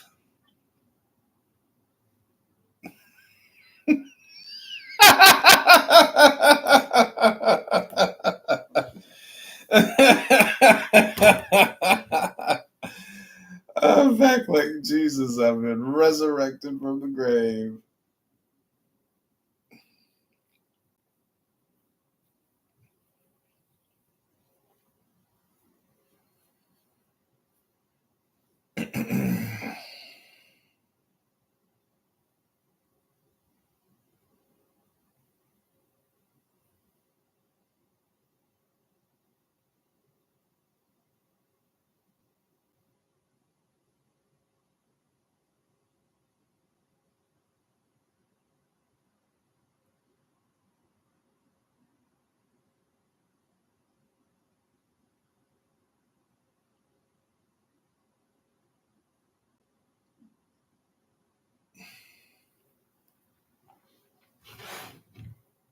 Okay, this is the Adrian Dittmann podcast.